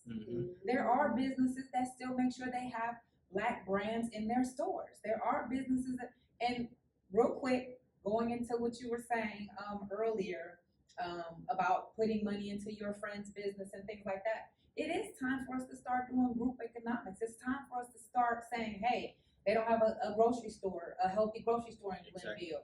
We've all been putting $10 a week. And we got every alumni we on 269. If we had every alumni from the people that we've had on the show, and we could put up $10 a week, forget it, $5 a week, $5 a week, and put it in a Black bank, put it in and just build it and build it and build it and build it. And when we lack something in some of our neighborhoods, put it there. When we have issues, and then keep the dollar in our community by supporting each other, like Ruthie's list. Like just it's really so past time to do it. Like really put it into play. Exactly. And I feel like we need to get started before the new administration comes in, so we have something to. You know what I'm saying? Like it's they gon' well, they've already started to show their, if you will, their muscle heading into this. Oh right? yes. And it's trickled in even to the sports world. We see recently that downtown Cleveland, I don't want to get too much into it because some people in these parties, but basically we see what's going on with this warfare in our city about whether or not the Huntington Bank Field now, Cleveland Brown Stadium, should be downtown or in Brook Park. But what they're not telling you is, why is there an extra $1 billion privately raised for it to go into Brook Park, west side, not in downtown Cleveland? Why do you want us as the people, the citizens, to work a more higher tax bill here versus you getting $2 extra $1 billion in privately owned funds to go to Brook Park? Why is that? You access that, and that's because you can research this about which one of these ownership groups put in money into which way they travel, and what they get in return through these things can be interesting. Wow. You learn these things, but we, like you said, we are the consumers at the end of the day. If we don't like the product we see on the field, we should take it back. It's that simple. Whether it's on the playing side, whether it's on the marketing side, whether we don't see you in the community, whether we do see you in the community, it goes for everything. If you don't like it, take it back. It's that simple. And they will feel the effects. Even when they say they don't, they do feel the effects. Because I bet you now the NBA is scrambling right now to figure it out. They haven't figured out the All-Star game since God knows when. Yeah. Now we're talking about, we went from pickup to the Kobe Bryant target numbers to the, we just gonna pick up on the site, to now it's like, we gonna have a tournament style this upcoming year in Golden State where it's like, this team's gonna play against the G League or whoever won in the Rising Stars. Like, what are we doing? Yeah. The product is simple. The consumers scrambling. want you guys to just play hard. Yeah. Instead of giving us all these, we love the highlights and the dunks and the threes, but make it competitive. Right. Like, that's all we want That's is the problem. competitive. We want a good product at the end of the day. Not all of this garbage of this guy is gonna pick up 10 other players on site and this guy's gonna pick up the other and we just gonna throw it all together and y'all just gonna eat it up for the highlights and the reels we'll send on Instagram and TikTok, right? Like, enough is enough. We just gotta make it simple. You take it back and that's all it is. I've been wanting to ask a question all night, brother. How do you remember all these names? Because you've been citing all these names left and right. How do you remember them? I'm like, this brother, he must have. So You get into broadcasting, you get into like a different level of memory, dog. Like, you get into a memory where you have to get into this mode of where you keep things in your checkings, but you also got to keep it in your savings, in your memory. That's how I break it down. Like, there's a checking The and name savings. game for me is pretty ugly. I was about to say, my Name game And then I'm also younger, you know, like, and you know they know you don't know their name. Girl, you be waiting on somebody to give you a lifeline. And she be like, yes, girl, how you doing? How you doing? Right. And then it takes you time to kind of remember who they are, where you remember from, and then you like, yeah, like, it does happen from time to time. People get older, you know, their face change and stuff like that, especially when I come back here, because to be quite honest, I haven't really had footing in Cleveland like this since probably 7-8 years now. So I'm really trying to put some more roots back into the city. Right? I mean, The man, remix. Chauncey been like, you know what I'm saying? I'm like, he remember the name? It's crazy. We got some names on there. But the bank is real, man. I just try to keep the memory bank fresh. Always, you know, just nonstop. You researching on players and stuff like that as a play-by-play. You try to put a picture to face with people, so you keep that same principle outside of it. You tend to take a lot of stuff that you do in broadcasting. You take those same type of skill sets and those same principles and you just apply them in life sometimes. It just naturally happens. Like the way you just enunciate more, or just like you said, in the memory, you memorize people and the name and faces and the stories behind them. That's what really makes a very special broadcast, right? It makes it a very special broadcast when you got stats, and all you're doing now is pretty much taking care of the prompter work that you got to do for timeout breaks and stuff like that. And then you also going to take care of the anomalies, the things that just randomly happen, right? Guy randomly dunks, or this guy, I don't know, who knows, tears his ankle like Gordon Hayward years ago. Like, no one anticipated that. Or the Cavs coming back from 3-1. Now there's a story with it. And now there's these things that anticipate, right?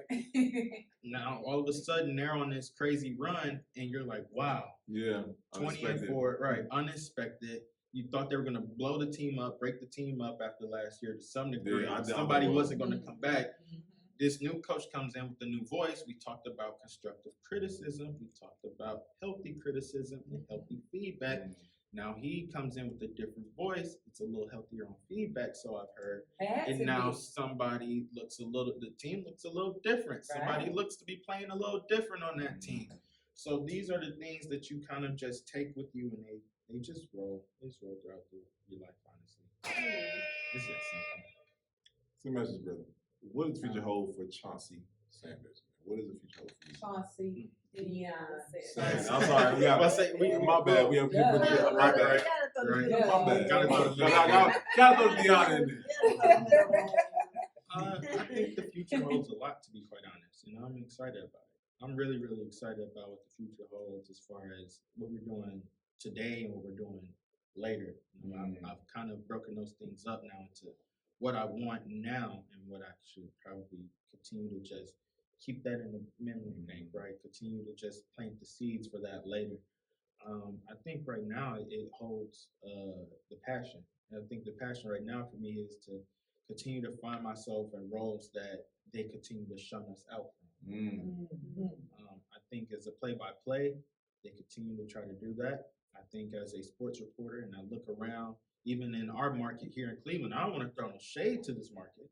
It's not, life tends to just go as it does sometimes.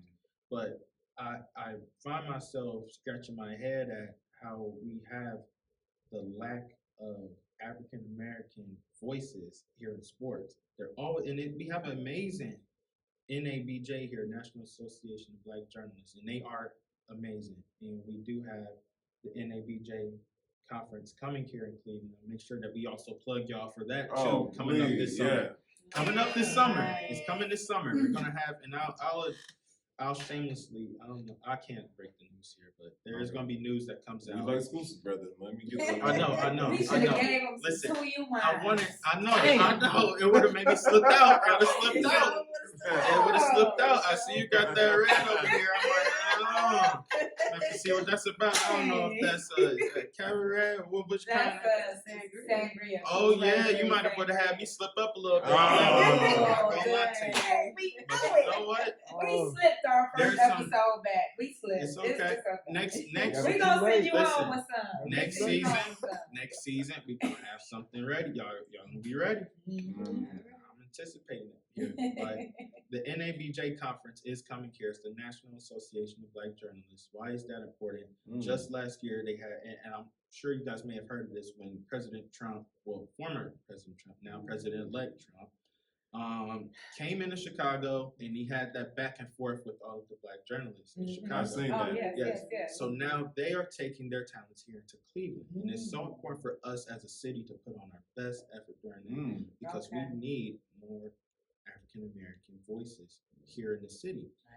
I'm all for trying to revive the Calling Post. I'm all for trying to revive TV 20 and what they have going on as well. There's some amazing Black voices that are just not really getting the amplitude that they probably should.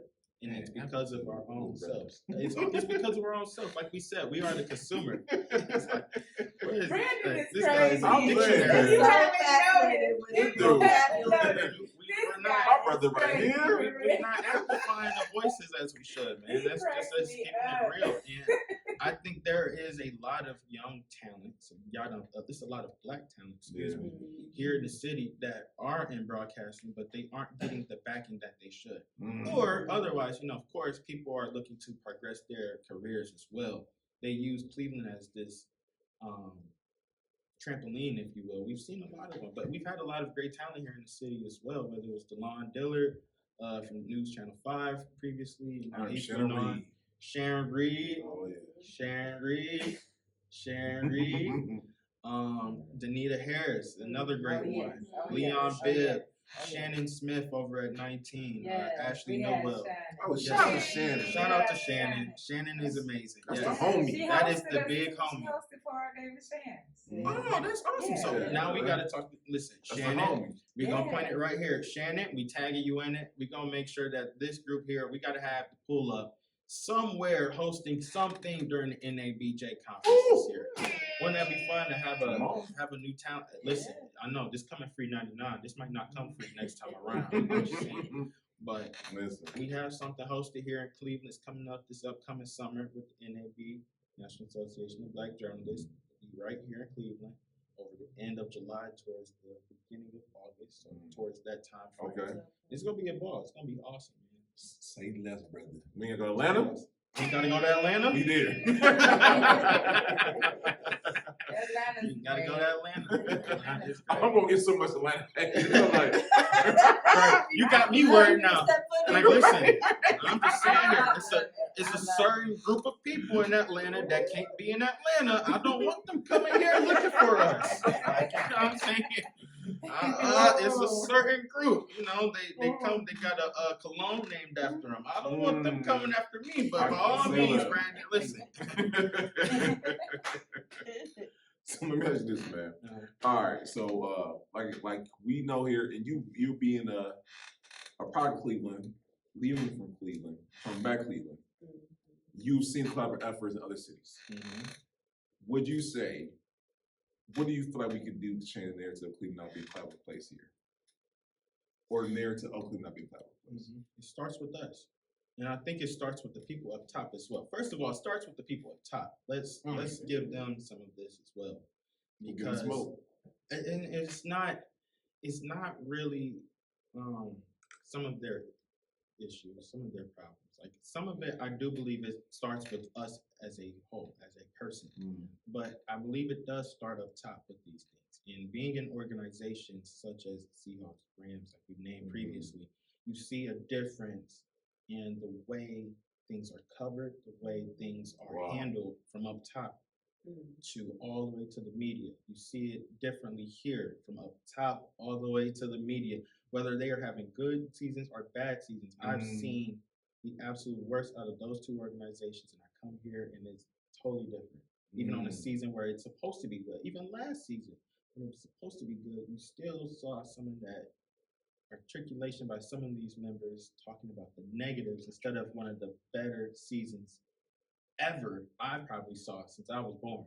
So you see these things, right? And that's just tying it in with sports, but it starts up top, and it starts with our makers, our lawmakers, and it starts with the people that are involved in our everyday lives, how they come together in collaboration. We're going to need that collaboration more than ever coming up in these next 4 years, right?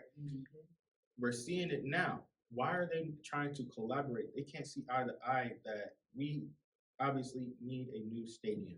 We obviously need something enclosed because we want something 24/7, right? We want something 365 throughout the season. It's freezing down there.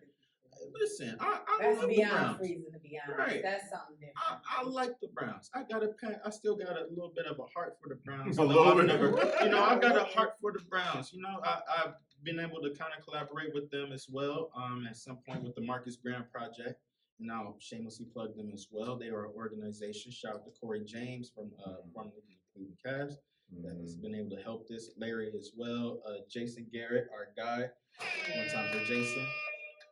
The Marcus Graham Project is one of the best marketing mentorship fellowship programs in the entire United States, where they help Black and brown people elevate the younger talent into the markets and the faces of these organizations, the NBA, the NFL, the NHL, so on and so forth, where you're able to get hands-on experience in the marketing world and be able to propel yourself in your career as well, but you're also able to help these organizations. And I was able to with the Browns. When I was 20 years old, I was able to help them, and I can't get into the specifics, but into a certain marketing campaign they did following the death of George Floyd and following what we went through during that COVID year, that process of that year, that summer. And so I know what it looks like from top down there, and I have a little inkling there. And I spoke on that previously before as well.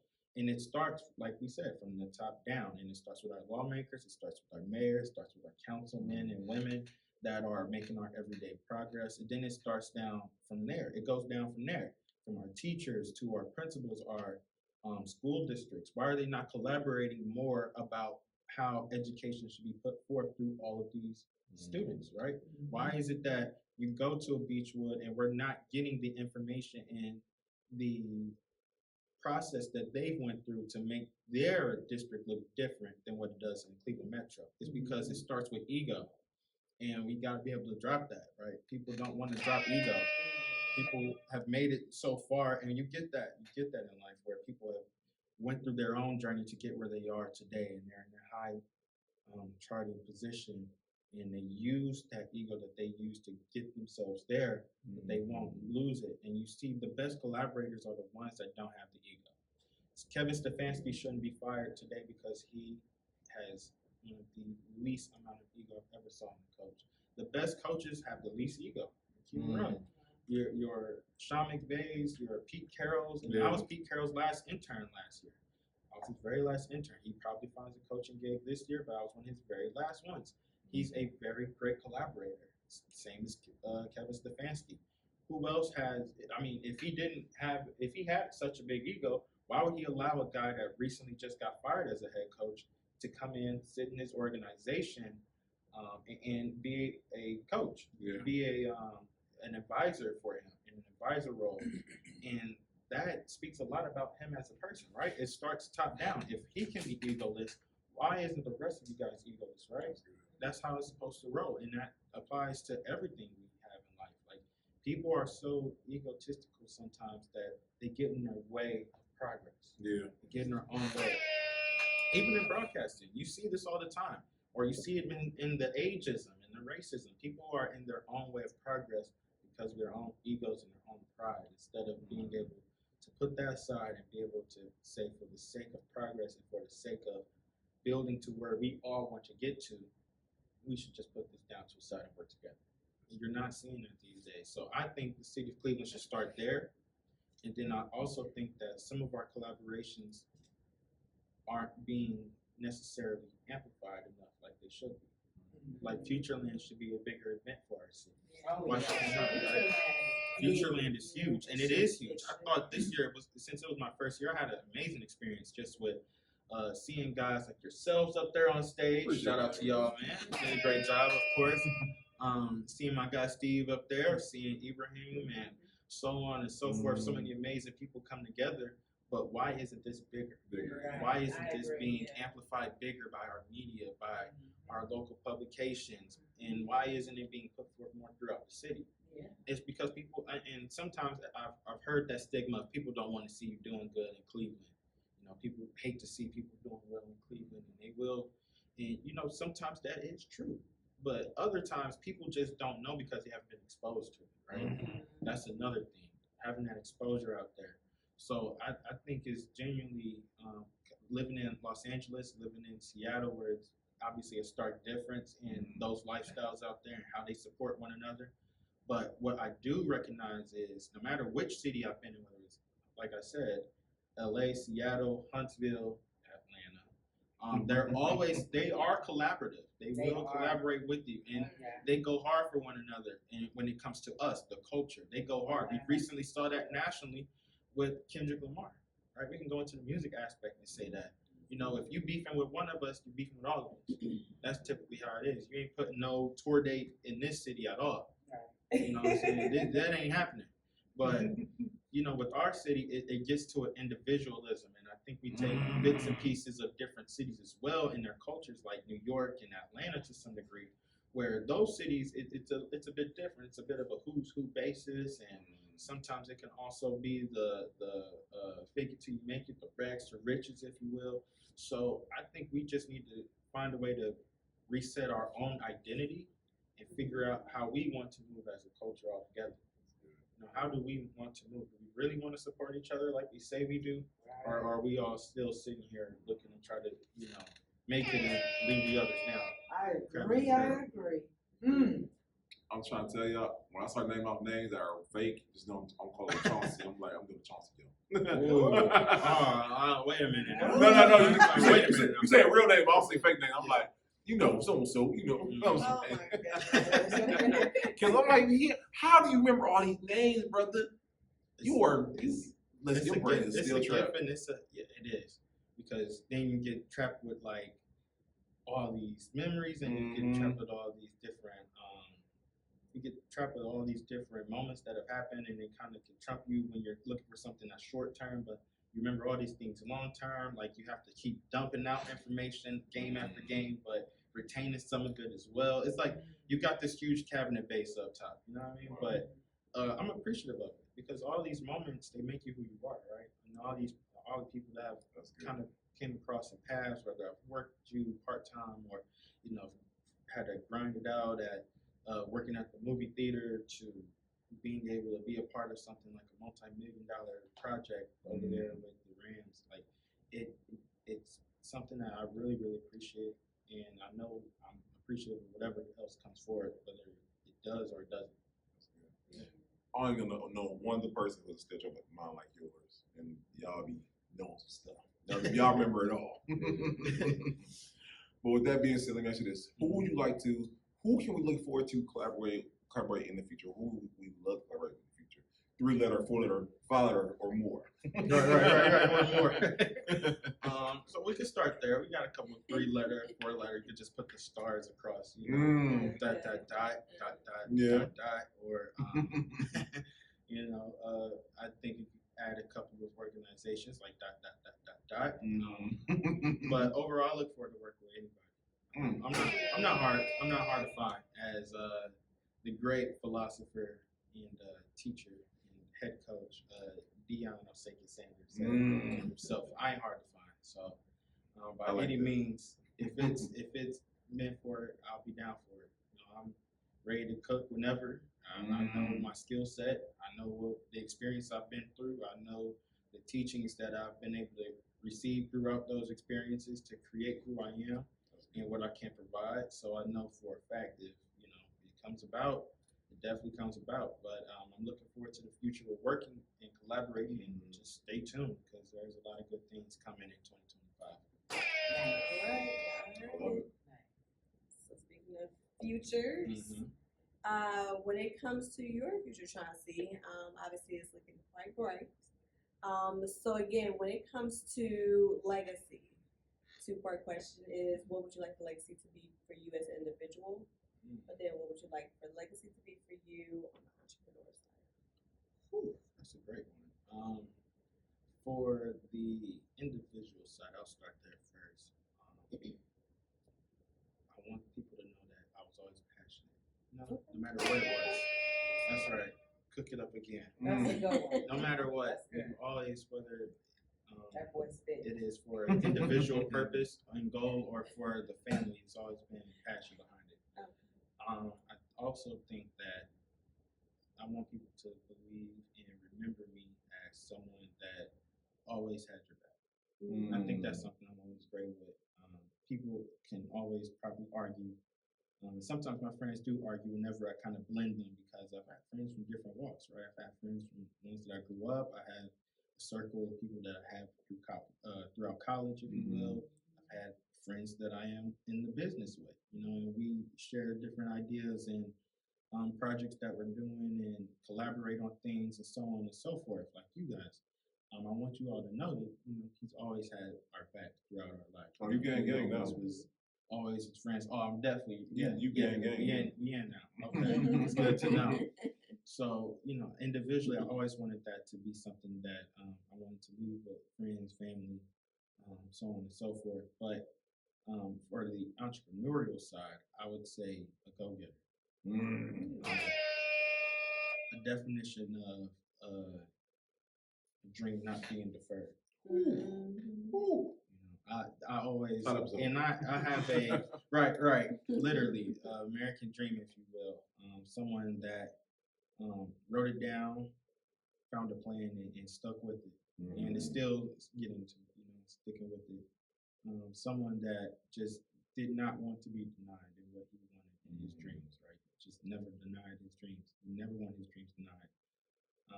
I think it's something that always will stick with me. I think it's something that I want to stick with the next person that comes behind me or follows up and wants to be in this business, that is young and striving and wants to be in sports and wants to find their way and continue their path forward in sports, even if it's not being an athlete or an entertainer.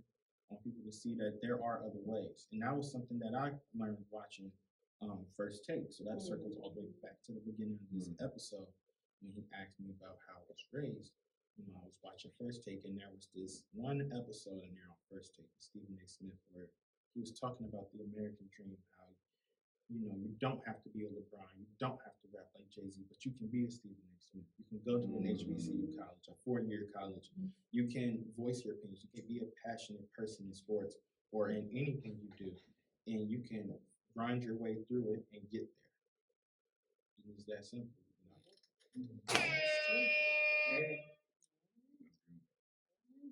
Well, listen, we saved the best for last in regards to questions, because you've been dropping gem after gem. You've been lighting that thing up per usual. Is for someone watching, for someone listening, what should be 3 key takeaways that they should be able to gather from today's episode? If you're going to be lazy, quit. That's right here. True. Stay out of that. Number 2, we talked about ego. We talked about the best collaborators are the ones with the least amount of ego. And then now I'm dropping a fresh one for everybody on their dome, and it's you're once a man, you're twice a child. Now I got that one actually from Rich Paul. Okay. I got that from Rich Paul. Very true. It is true. Shout out to Rich Paul. I got that from him. He got an amazing book as well. So That might be reading up on that. That's my yearly read. I know you came up with like at least 4 to 5 I titles. promise told you. it just keeps changing. Yes. You're gonna have your hands full when you I come up really with am. one. I'm sorry. I apologize for that in advance. But you're once a man, you're twice a child. What do I mean by that? You serve each and every person. I want that to be my legacy as well. You serve each and every person the same way. The same way I would befriend people that were in our cleaners at high school at John Hay and would talk to them every day after class and look to them for mentorship is the same way I look at Kevin Denhoff from the Rams, Nuggets, Avalanche. I look at each and every person and treat them the exact same way. I give them the same respect. I give them the same love. We have the same type of conversations. Nothing has changed from when I was talking to Lorenzo, one of the people I was working at my school at John Hay, to my Professor Robinson, who I talk sports with all the time and poke with all the time, and go to Applebee's. Whenever I was a student, we would go to Applebee's all the time, every week, and collaborate with one another, talk about what should be done, what should be changed here, how do you, your outlook on life, your outlook on sports, your outlook as a broadcaster. You should always keep the same respect for each and every person. And if we do that, we have a much better country, quite honest. Always. But you keep the same respect for one person that you do for the next. And you always hear that, right? Yeah. You show the same respect to the janitor as you do to the CEO. But how many people follow that? Right. And at the end of the day, we all have to become that person. We all have to become the person that we show the least amount. And who are the least amount, guys? It's our elders. Unfortunately, we've lost a lot of good voices this year in 2024 as it's coming to an end. You lost your Quincy Jones. You lost the Black Godfather. And we even lost what's her name? The poet today. We just lost Nikki Giovanni. Yeah. Yes. We losing all of these recipes. And I don't want to sound like Michael Irvin, but we losing the recipes, man. We're losing so many great blueprints that have been able to navigate this life and navigate the nonsense that all of us do as the culture and African Americans each and every day through America about the racism and the bigotry and the nonsense that we go through every day. They've been able to navigate that and do it at a very high level and succeed at a very high level and drop their egos for the sake of the goal at a very high level.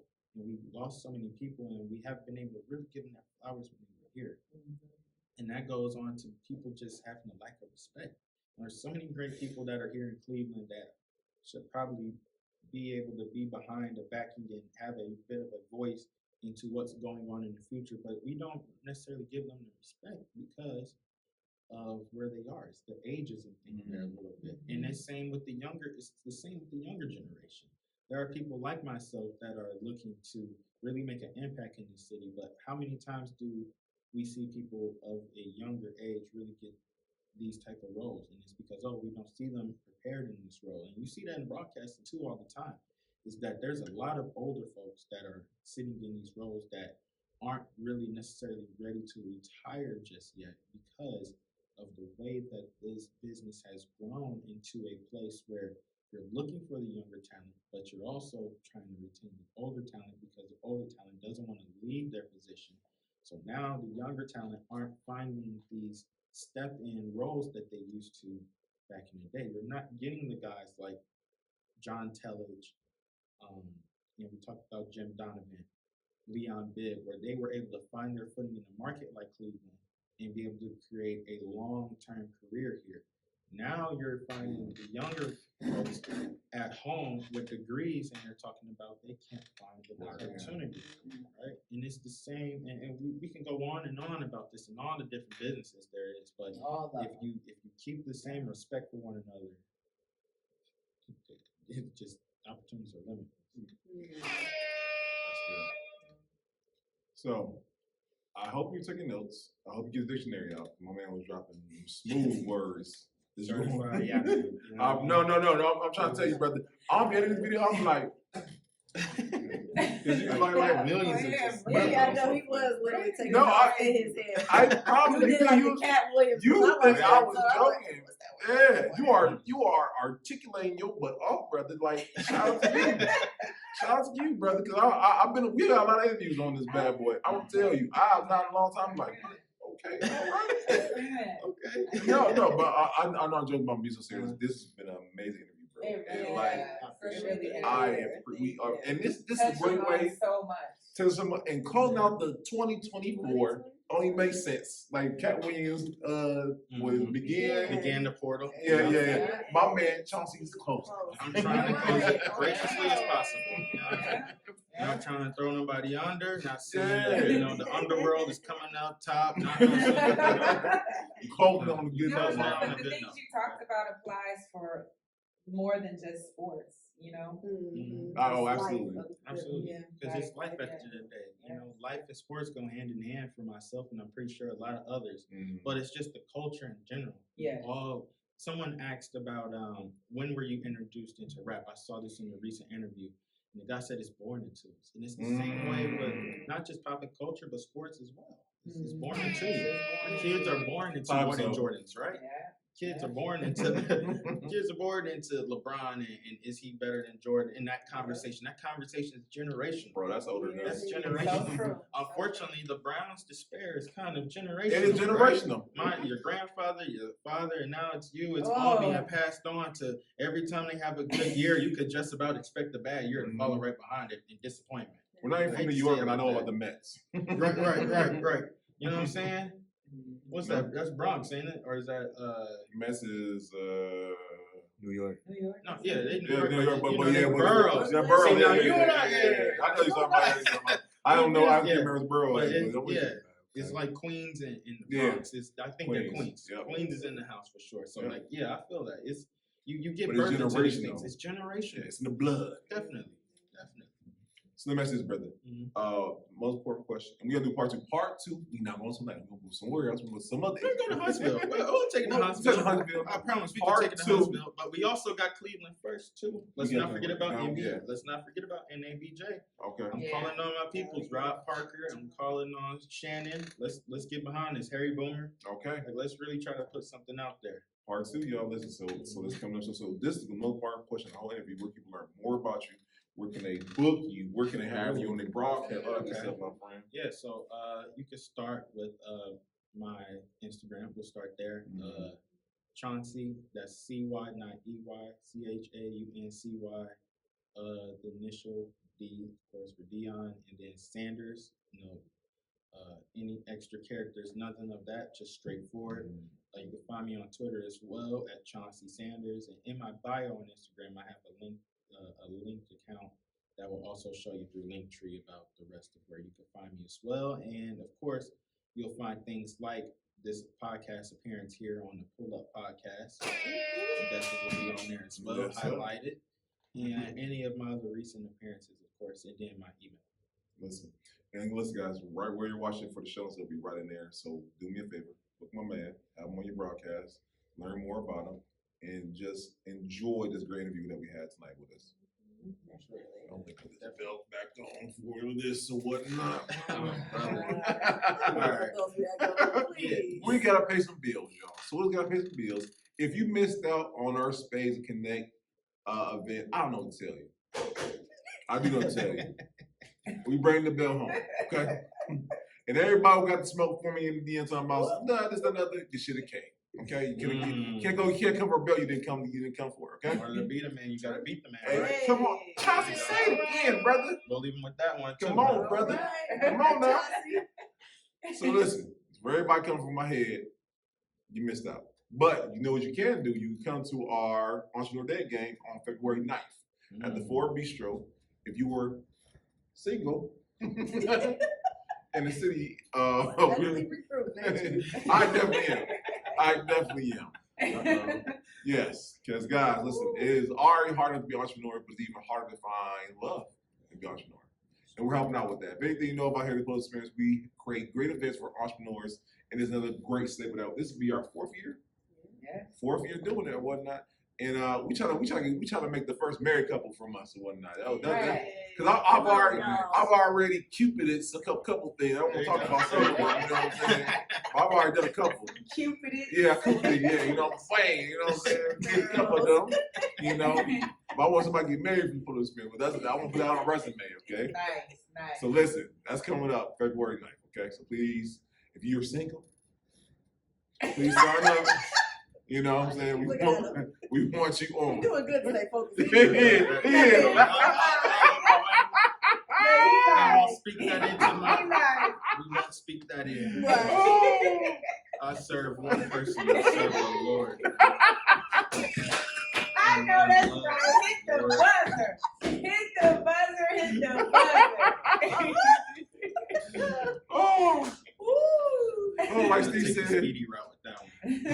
our new tagline, we're a professional podcast here, okay? We're very professional.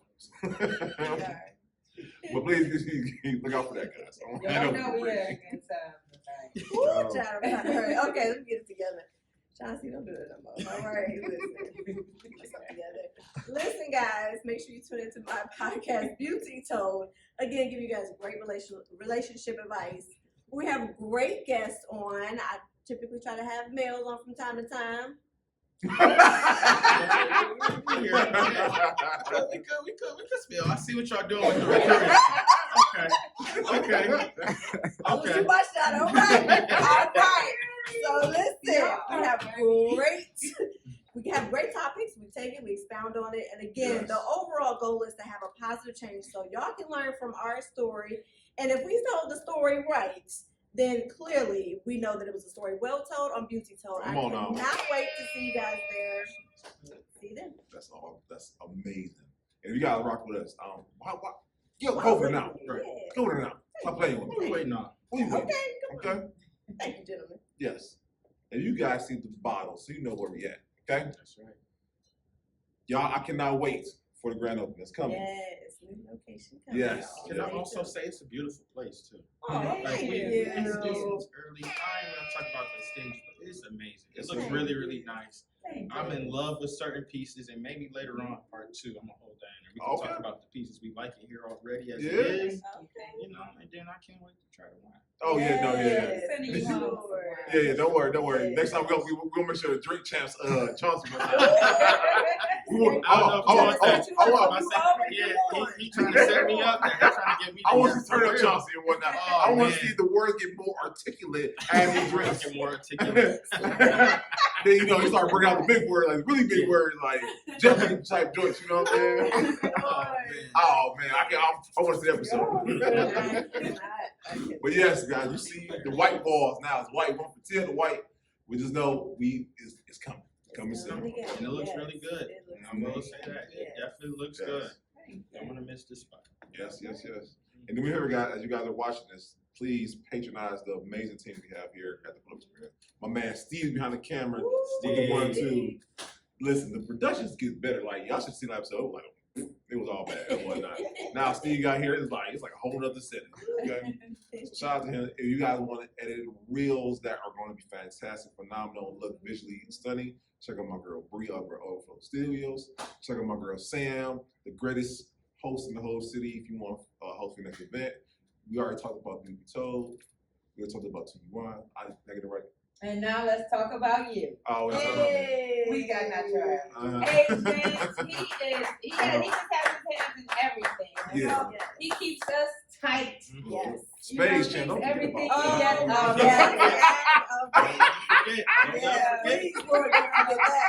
You gotta, I don't know, how many days you gotta wait? You got another couple more weeks? Let him get away with it for a couple more. We might let him go into his birthday with it. And that's gonna be it. That's it. We're done. See how they're trying to do it? They're trying to shorten the time. He keeps the city with all these events to make sure that we're networking, collaborating, and supporting each other. He is the man behind the pull-up experience and Mr. Entrepreneur of the Year. Rightfully so. So we want to make sure that everybody reaches out to him. Don't come to us. You got to go to him. Everything goes through him. No, seriously though. But he keeps us tight. He keeps it together, and he makes sure that we are present and making good shows for all of you every episode, making sure we give you interesting guests and good stories. And that's the man right there. Yeah. Thank you, man. I paid her for that, by the way.